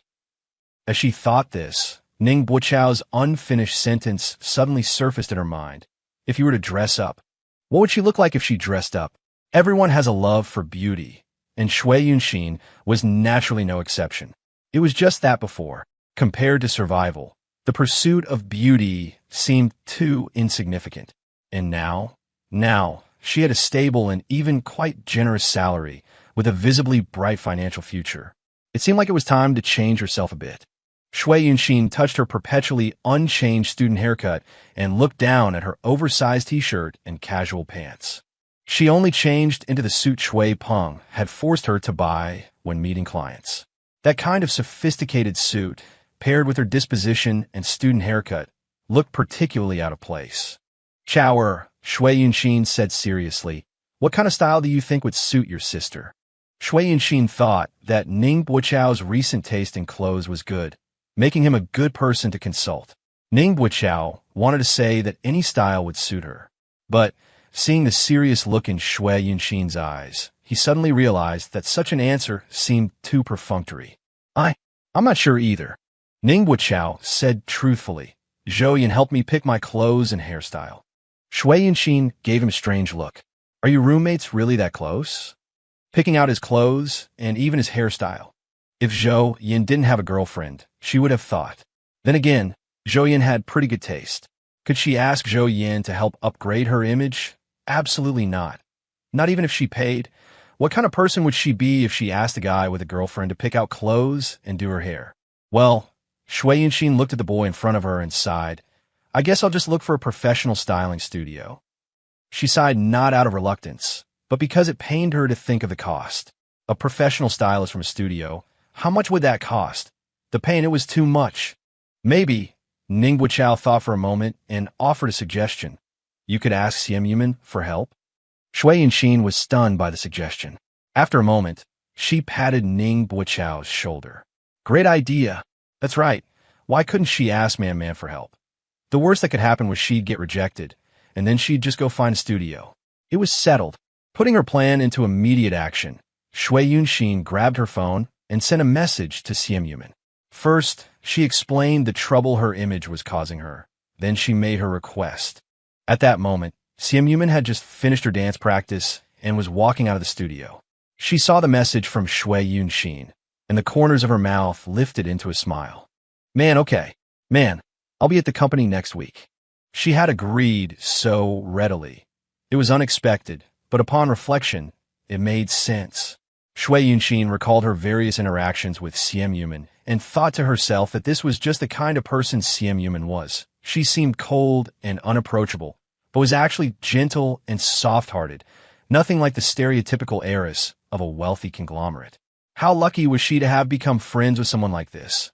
It all started that year with bringing a cold drink on the sports field. The memory ended. Shui Yunxin hugged her phone, grinning foolishly. Man agreed. She said she'll help with my makeover when she comes to the company next week. Ning Buqiao was also very happy for her, but he once again emphasized very seriously, You're very pretty now too, senior. Ning Buqiao had said similar things many times before, but this time, Shui Yunxin suddenly felt a little embarrassed. Really, Chao? It was enough to compliment her, but he kept repeating it. It was making her feel shy. Strangely, beyond the embarrassment, there seemed to be a peculiar feeling in her heart. Was it happiness, a secret delight, or something else? This feeling was so strange.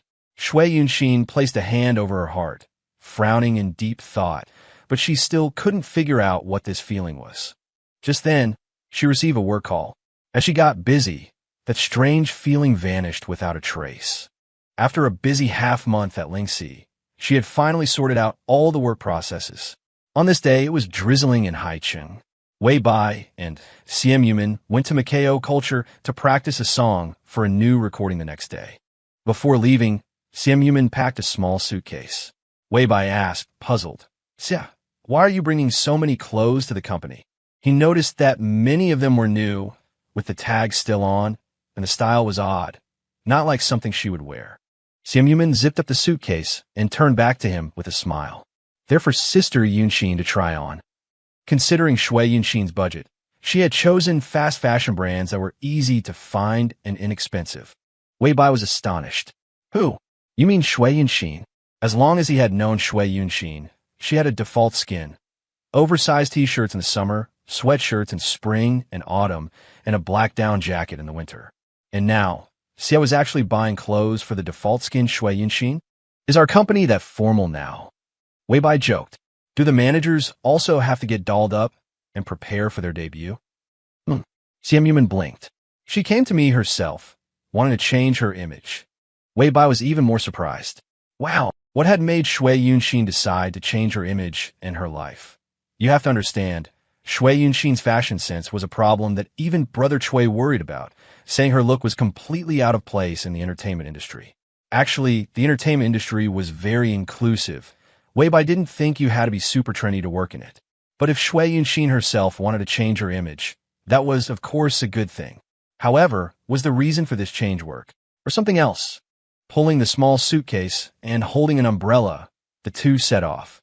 After arriving at Macao Culture, Wei Bai went to practice his song first, while Simp, pulling the suitcase, pushed Shui Yunxin into the dressing room.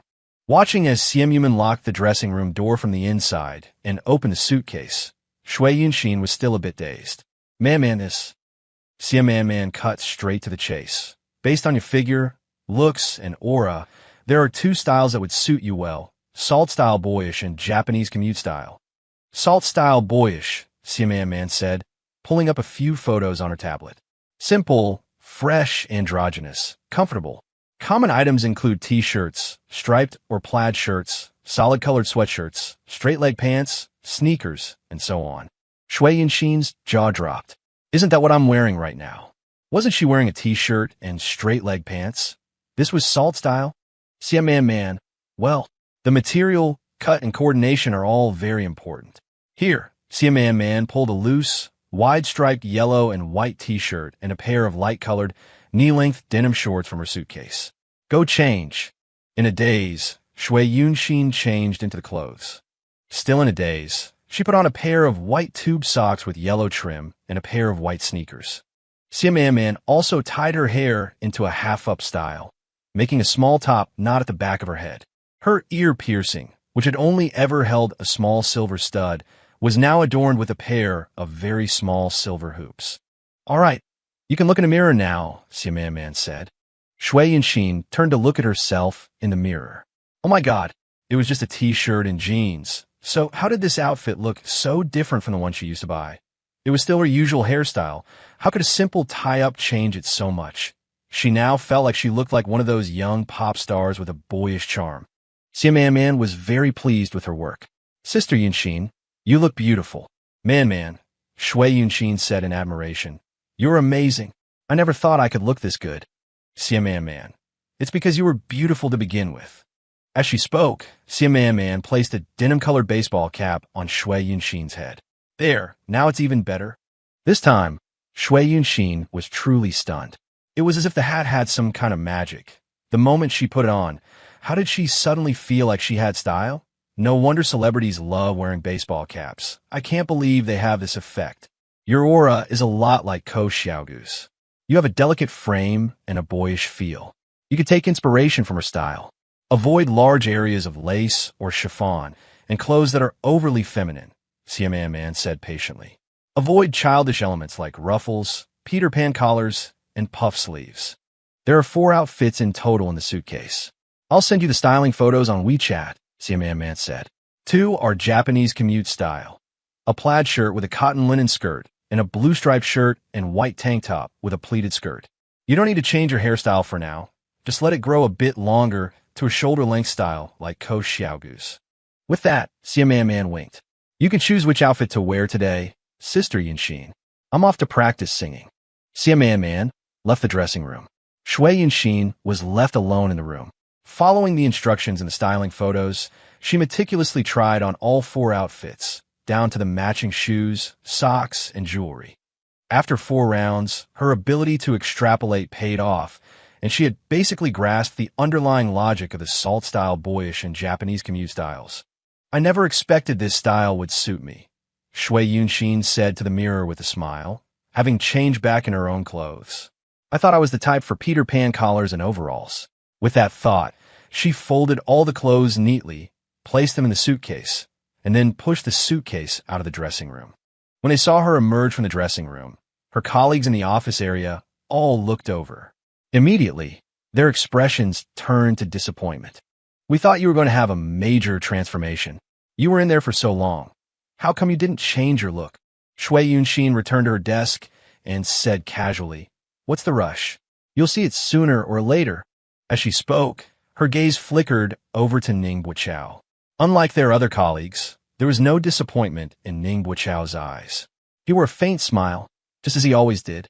A strange feeling suddenly stirred in Shui Yunxin's heart. Could it be that Ning Buqiao wasn't looking forward to her makeover?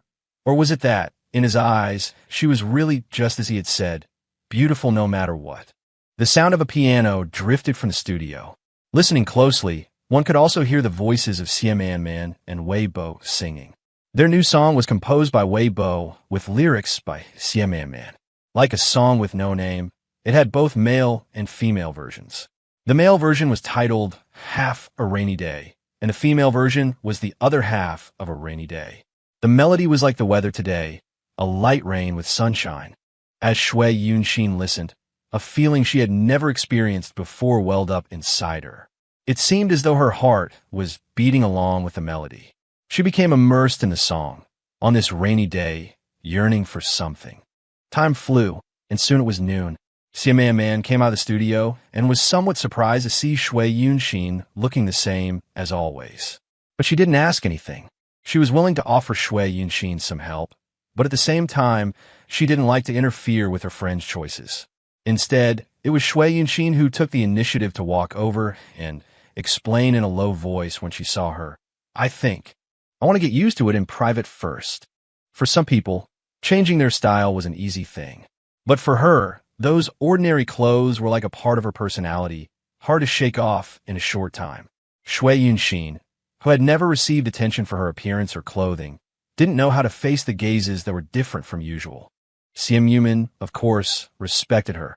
"If you need help, you can come to me anytime." Shui Yunxin once again felt lucky for this. "By the way, man, are you coming back this afternoon after you finish recording your song?" Shui Yunxin asked the suitcase. "Simp, I probably won't be back. Just leave it here for now. You can pick it up next time. Then I'll transfer you the money for the clothes." Shui Yunxin naturally brought up what she wanted to say. A small dimple bloomed on her cheek. "Okay, I'll send you the receipt later." For sets of clothes, shoes, and jewelry totaled less than 2,000 yuan. Of course, Simp wasn't short of 2,000 yuan, but this was a sign of respect for Shui Yunxin. Shui Yunxin breathed a sigh of relief. Her biggest fear was that Simp would say it was a gift. But suddenly her eyes widened. "Wait, man, this isn't very expensive, is it? Could she afford it? It's over. She wouldn't have to take out a loan for 4 sets of clothes, would she?" "Yes, it's very expensive." Simp held up 2 fingers. Shui Yunxin's eyes widened. 20,000. Thank goodness, it was still within a range she could afford. Simp shook her head. Shui Yunxin's eyes were about to pop out. "Could it be 200?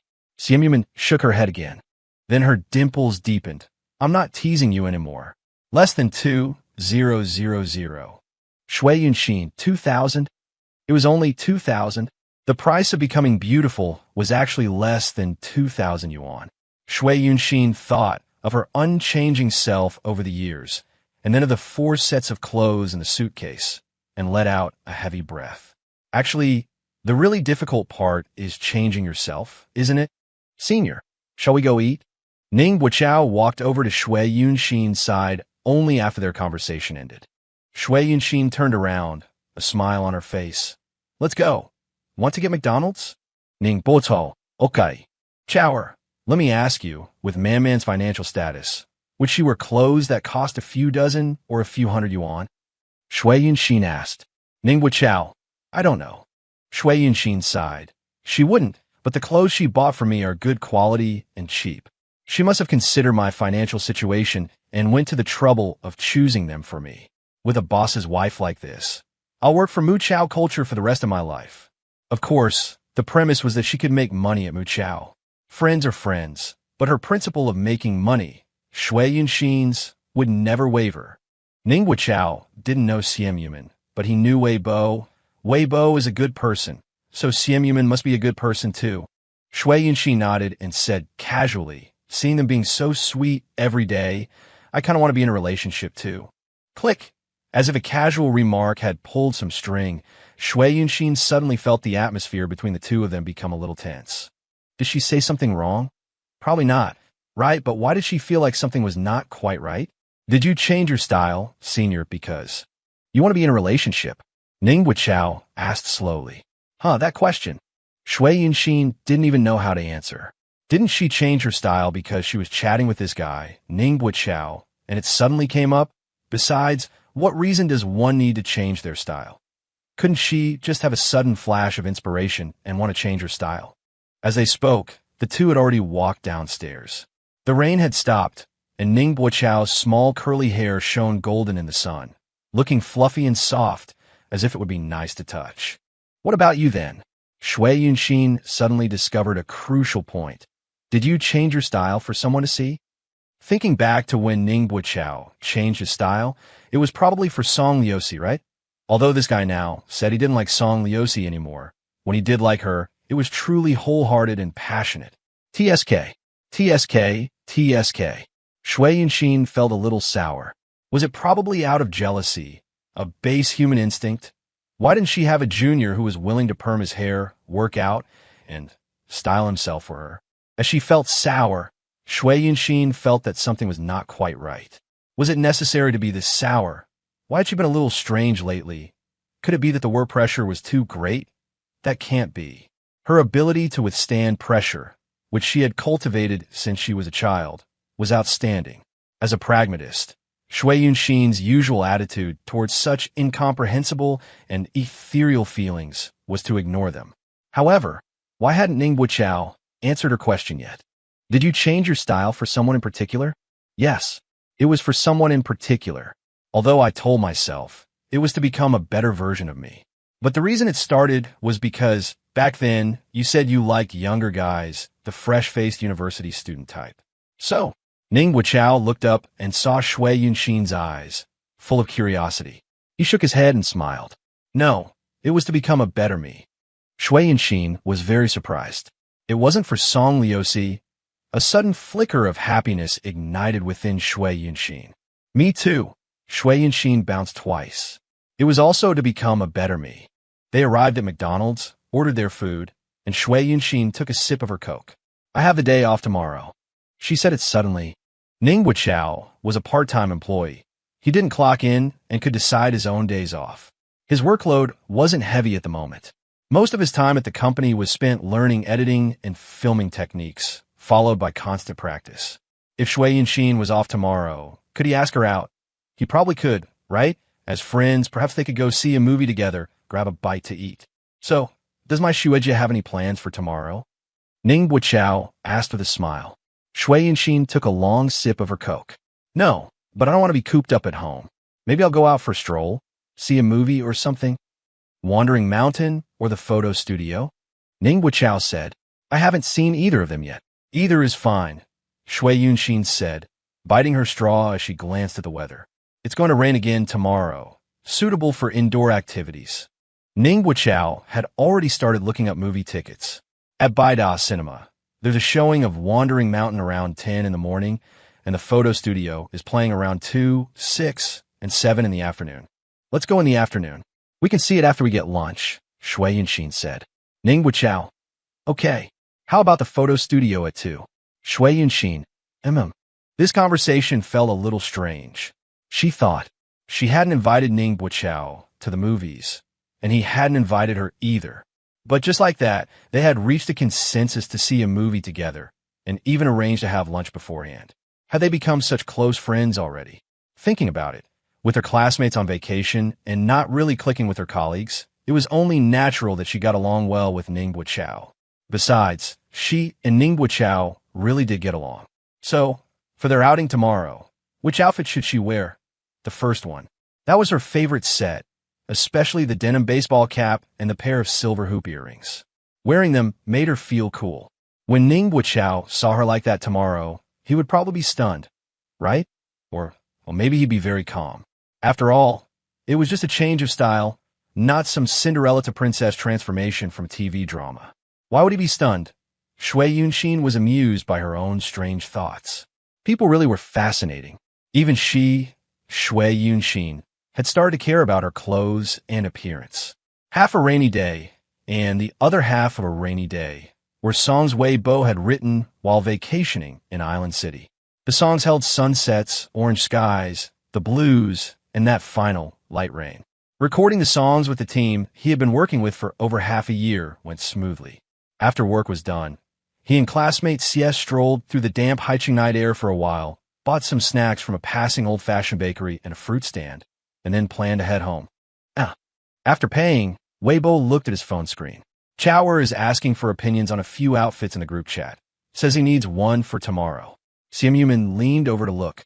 Among the outfits was a faded, light yellow t-shirt paired with denim shorts. Simp blinked and pointed to the screen. That one. Weibo, something's not right. Classmate Xie, you're not acting right. Given classmate Xie's personality, she shouldn't have offered any opinion at all. Simp took the box of pastries from his hand. I helped Sister Yunxin put together a similar outfit today. I didn't have a choice before, but now I want to ship this CP. It dawned on Weibo.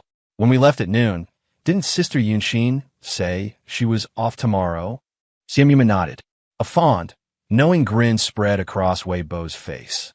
Then Shower must be picking out clothes for a date with Sister Yunxin. Simp, oh? What a coincidence. Are you shipping them to?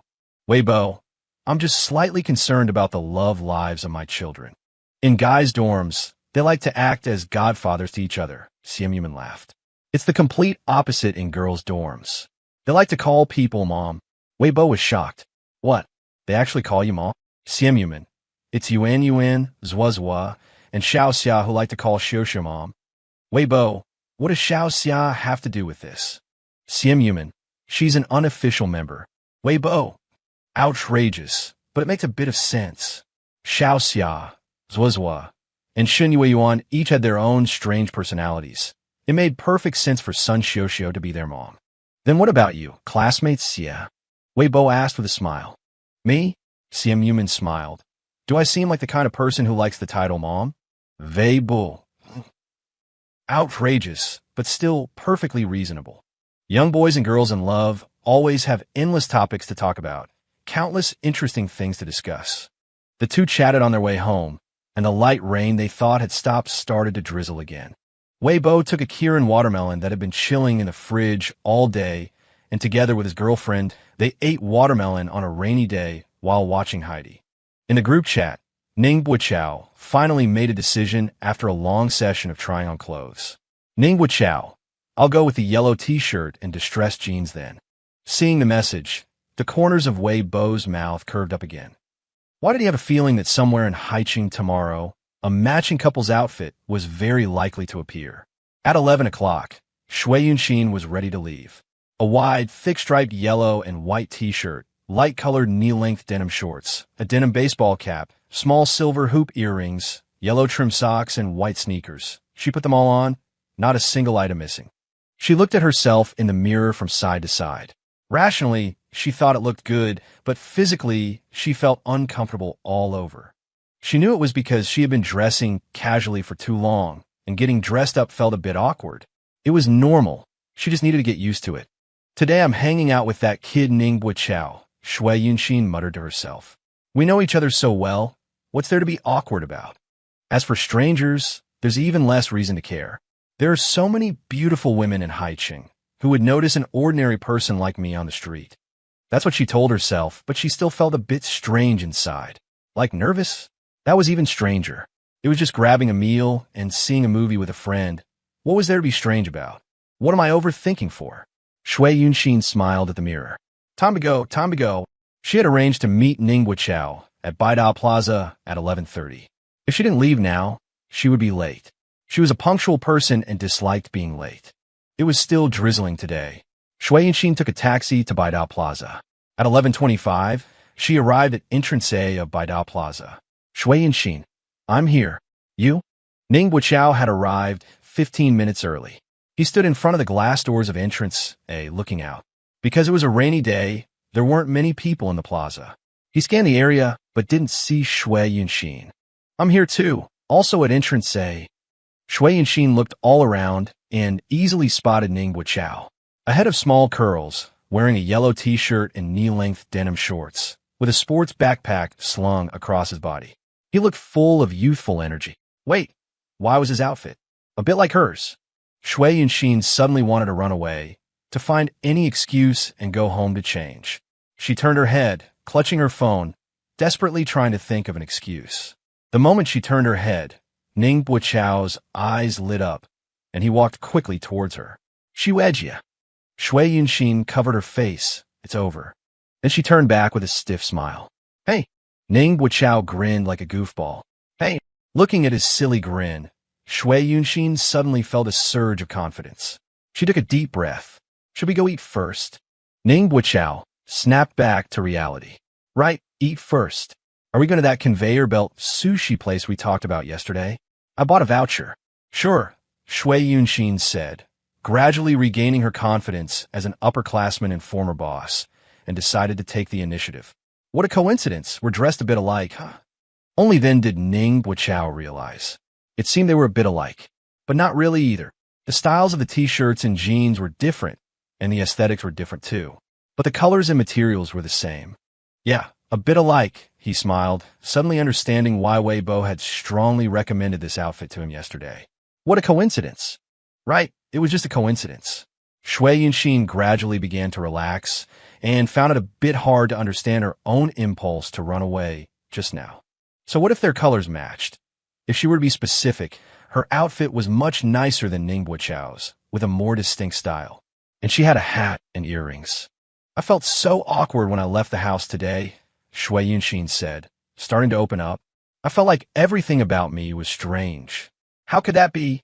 Ningbo Chao said earnestly. Not strange at all. It looks really good. Shui Yunxin nodded. Right?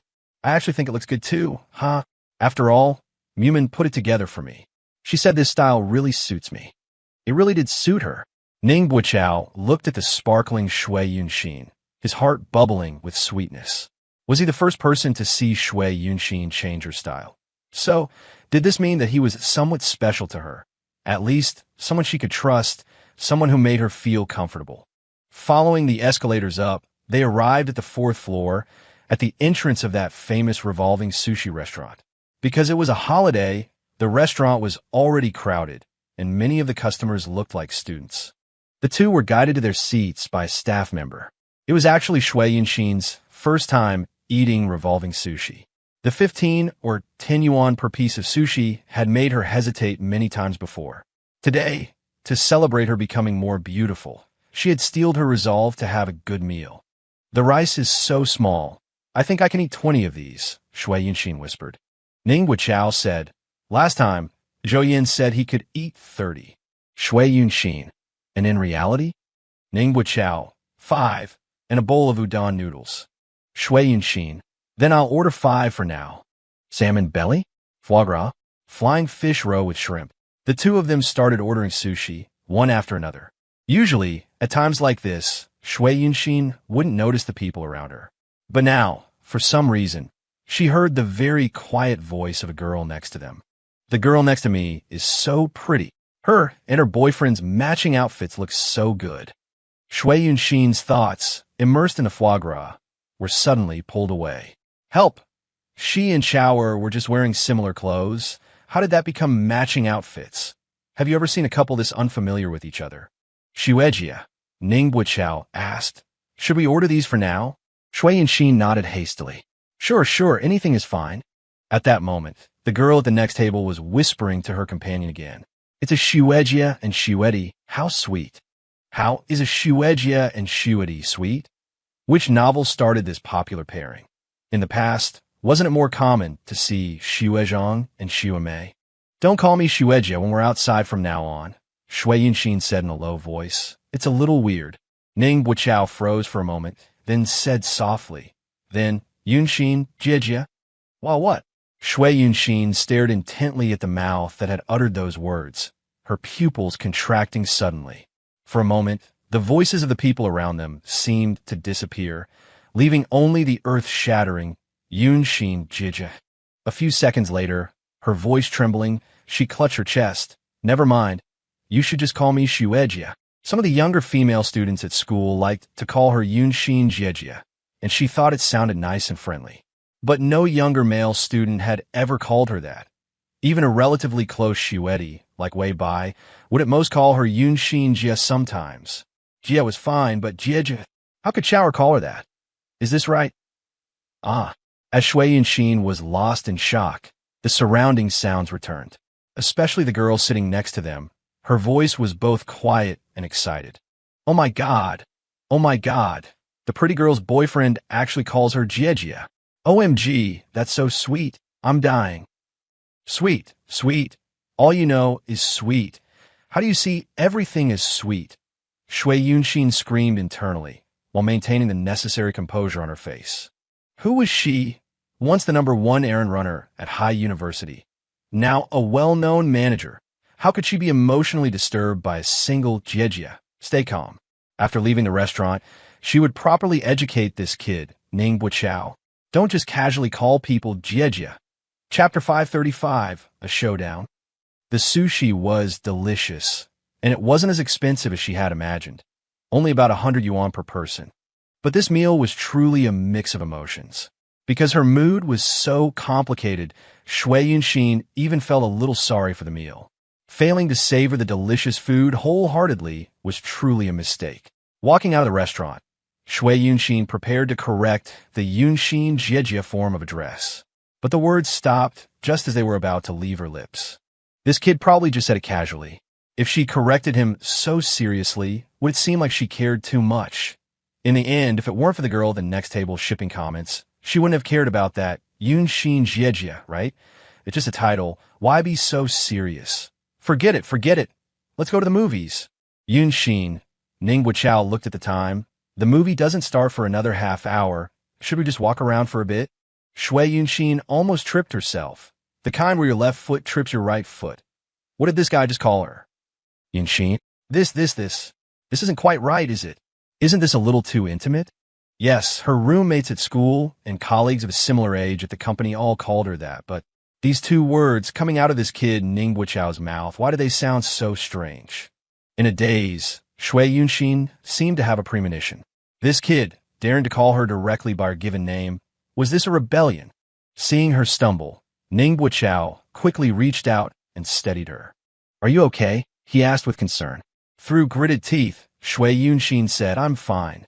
First it was Sister Yunxin, and now it's Yunxin. Something's not right. Something's not right with this kid.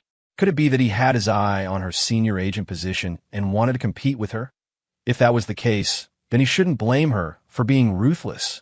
However, she wasn't the type to jump to conclusions.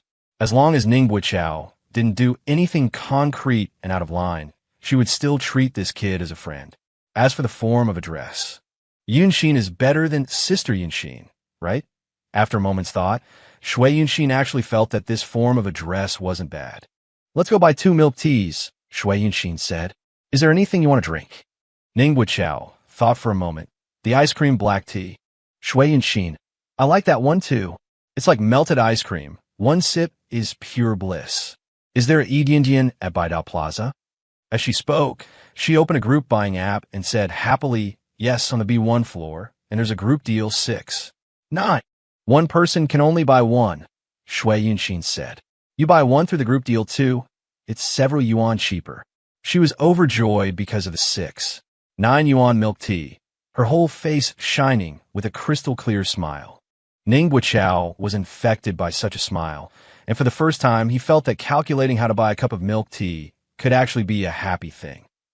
Did I just see Ning Buqiao?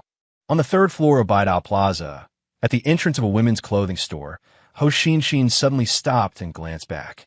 By then, Ning Buiqiao and Shui Yunxin had already turned a corner, and she only saw their side profiles. It really is Ning Buiqiao. Ho Xin looked astonished. That girl next to Ning Buiqiao. They're wearing matching outfits. Oh my god, Ning Buiqiao is actually in a relationship. Subconsciously, Ho Xin took her phone out of her bag, about to send a message to Song Liusi. But with the phone in her hand and the chat window open, her finger hovered over the screen, motionless. Cici still thinks Ning Buiqiao is ignoring her only temporarily, just trying to play hard to get. Ho Xin muttered to herself. If she knew he was in a relationship, she definitely wouldn't be able to accept it. It's better to wait until she slowly accepts reality before I tell her about this. Having thought it through, Ho Xin put her phone away. Xin, her high school classmate, called to her from inside the women's clothing store. What are you doing? Why haven't you come in yet? Ho Xin stepped into the store. Coming. This women's clothing store was a globally popular fast fashion brand with many styles, decent quality, and reasonable prices. Ho Xin often shopped there. This time, she was here to pick out a dress, planning to wear it when she went out with her classmates next week. After looking around for a bit, Ho Xin and her classmate each picked out a few dresses, planning to take them to the fitting room to try on. This yellow striped t-shirt is quite nice, her classmate said, but it's not my style. Ho Xin looked in the direction her classmate was pointing. Isn't that the one Ning Buiqiao's girlfriend was wearing? Just now, the shock of seeing Ning Buiqiao in a relationship had been too great, and she hadn't paid much attention to the girl, only noticing that she was very slim and had a good sense of style. Now, facing this yellow and white striped t-shirt, Ho Xin suddenly felt that the girl seemed a bit familiar. Could she also be from Haida University? It made sense. If Ning Buiqiao were to date someone, it was highly likely she would be from the same university. In other words, after coming back from summer break, Song Liusi would not only have to face the reality that Ning Buiqiao no longer loved her, but also accept that he had a new girlfriend from the same university. After all, Ning Buiqiao's 99 confessions had long become a legend at Haida, and the fact that Ning Buiqiao, like Song Liusi, was known to almost everyone. But now, the person Ning Buiqiao liked had changed to another girl from the same school. How was Song Liusi supposed to face this, Sai? Who could be blamed for this? Even Ho Xin, Song Liusi's roommate and good friend, had to admit that this outcome was entirely Song Liusi's own doing. That girl's figure is really familiar. It couldn't be someone we already know, could it? That would be a total disaster. Song Liusi. Xin, have you seen that video about the history of Lingxi Ventures? Song Liusi. Ning Buiqiao edited it. Song Liusi. I've discovered he's actually quite talented. Ho Xin looked at the messages popping up in the chat window, and beyond her surprise at Ning Buiqiao's talent, for a moment she didn't know how to reply. After thinking for a moment, she chose to give a perfunctory reply. Ho Xin, really? That's amazing. Song Lizi. He also edited all of Zhou Yan's videos. Without him, Zhou Yan never would have gotten popular. Song Lizi. Social media is so huge right now. Ning Buiqiao could totally do it himself. He shouldn't be doing the hard work for someone else's benefit. Song Lizi. When he comes to apologize to me, maybe I can have a good talk with him about this? Song Lizi. I also have some ideas for making my own content. I can be in front of the camera, and he can do the editing. Wouldn't that be better? Ho Xin felt exhausted looking at the long string of messages. Honestly, if Song Lizi hadn't been so dramatic and just accepted Ning Buiqiao's pursuit earlier, her idea might have actually worked. But now, it'd be a miracle if Ning Buiqiao agreed. Ho Xin, let's talk about it later. Ho Xin, I'm out shopping, going to try on some clothes now. Ho Xin was busy and didn't really respond to Song Lizi's ideas. With no one to talk to, Song Lizi felt even more frustrated. If only Ning Buiqiao hadn't been giving her the cold shoulder. Why did he suddenly have to get all controlling, out of the blue? Maybe someone was stirring up trouble behind the scenes. None of Ning Buiqiao's roommates are any good. Thinking of her few interactions with Wei Bai and the others, Song Lizi's expression darkened. 411's dream girls, Zhou Yan. The more I think about it, the weirder it gets. What's so important today that Chower is picking out clothes and shoes? Zhou Yan. I feel like something is happening behind my back, and I'm completely clueless. Zhou Yin, at Ningwu Chao, spill it. What are you hiding from your old man? Zhou Yin, your silence is useless. I'll be back in High City the day after tomorrow. Then, haha. Pan Kong, I think something's up too. Wei Bai, same here. JPG, Ningwu Chao, saw the group messages over an hour later. Ningwu Chao, just want to see a movie. Zhou Yin, what the hell? Zhou Yin, who'd you go with? You got something going on. Ningwu Chao, with Yun Xin. Zhou Yin, oh, never mind then. Ningwu Chao and Shui Yunxin were like buddies, grabbing meals every so often. It was normal for them to see a movie together. Zhou Yin had no doubts about their purely platonic friendship. He figured, if he even suspected that, could there be any real friendship between men and women? Zhou Yin, you had to pick out clothes just to see a movie with Sister Yunxin? Zhou Yin, which one did you see? Was it good? Wei Bai stared at Zhou Yan's messages, lost in thought. Ningwu Chao was being so obvious, yet Zhou Yin wasn't the least bit suspicious. It just showed how much of his self-proclaimed titles like High City Playboy and King of Capturing Girls' Hearts were just hot air. Then again, Chao actually called her Yunxin in the dorm group chat. Wasn't that a bit too intimate? Could it be that Chao was already calling Shui Yunxin that in person? TSK, I'm so into this ship. Wei Bai looked up at classmate Xia, who was on a rocking chair holding a book, and smiled. Man.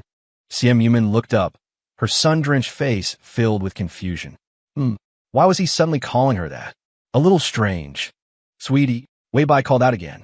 The rocking chair stopped moving. Xia Yumin placed the book she was holding on the side of the chair. Was he teasing her? She glanced at the time. A little after 5 in the afternoon. Perfect. Just the right time to do something good. So she stood up, drew the curtains, and blocked out the golden sunlight. Wei Bai froze. Why did she close the curtains? What was she planning to do? He was just calling out a classmate Xia. He didn't mean anything else by it. Could it be? Well, if that's the case. All right, then. At 5:30, after a certain important matter was concluded, classmate Xia, what do you prefer I call you? Wei Bai asked softly, his arms wrapped around his soft girlfriend. Xia Yumin turned around, her eyelashes fluttering. It depends. Wei Bai, explain.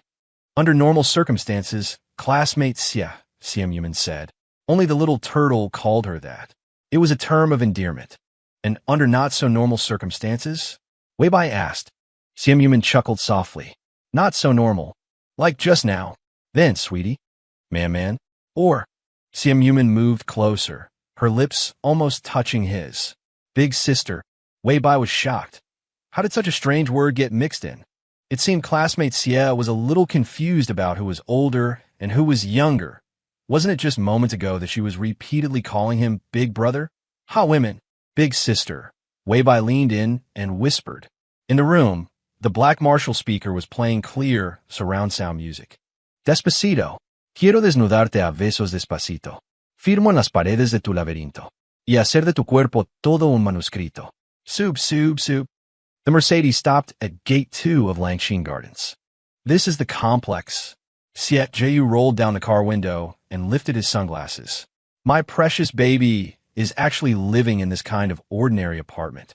He had found out through certain improper channels that Xia Yumin had returned to High City and was living in the apartment Yuli had bought for her. He had been in High City for half a month, and he could finally see his precious baby. Good thing it's close to the school, Xia Jiu said as he got out of the car.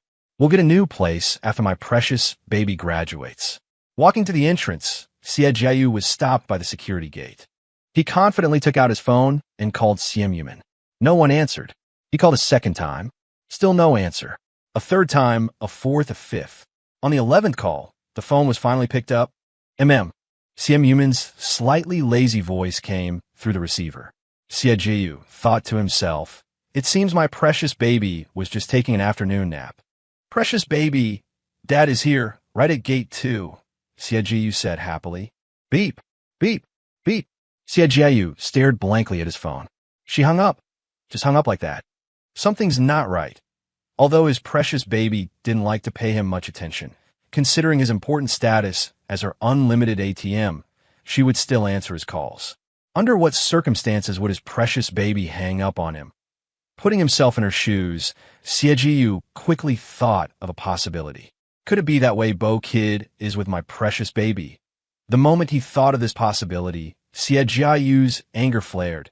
He wished he could rush in right now and see for himself. Whose call was that? Weibo asked casually. CEO, Xie. Siemyuman said faintly. Weibo, huh? Then why'd you hang up? A small dimple quietly appeared. To give you and me some time to prepare. Weibo, huh? Siemyuman. CEO, Xie has arrived. He's at gate 2. Weibo flipped over and jumped out of bed, getting dressed within a minute. I'll go to gate 2 to get him, Weibo said quickly. Siemyuman sat up languidly. Let's go together. It's dinner time, we can eat out. After a pause, she added, will you join me in treating CEO Xie to a meal? Weibo had calmed down by now. No problem. As for why he had been flustered just now, it was mainly because a scene had rapidly formed in his mind. He and classmate Xie were still lying in bed when his future father-in-law suddenly burst through the door. Terrifying, truly terrifying. And why had he calmed down now? Naturally, it was because he was the parent-approved official boyfriend, not some punk kid. Besides, he and classmate Xie were about to get engaged. He figured CEO Xie must be satisfied with him, right? Thinking this, Weibo threw a few tissues into the trash can, covering up certain traces. Although classmate Xie said they were going out for dinner, what if there was a come-home for tea session after the meal? Weibo believed that even though some things had happened, and happened often, it was better not to flaunt them in front of parents. Seeing his actions, Siemyuman let out a soft laugh. Weibo coughed a couple times. Let's go. Only then did Siemyuman pick up her phone and call Siejiu. CEO Xie. Her voice sounded cheerful. See you at gate 2 in 10 minutes. A quick note. Taking a day off today at 8:30. That's all. Finally, Siejiu finally saw his daughter. If only there wasn't a male of the same age next to his daughter. If only the two of them weren't holding hands. Siejiu watched the man and woman gradually walk towards him from a distance, a sour feeling rising in his heart. Can't girls start dating a little later? Wouldn't it be good to stay single, like Yuli? How could the daughter he had with Yue be so obsessed with romance? Yue. Siejiu's eyes grew deep. Actually, Siemyuman was a lot like Yue. When Yue was 19, she too had once been so single-minded. How did he and Yue end up like this? Because Yue loved status and power more than she loved him, and he loved freedom more than he loved Yue. Would this young couple before him end up like him and Yue back then? Siejiu took off his sunglasses and sneered.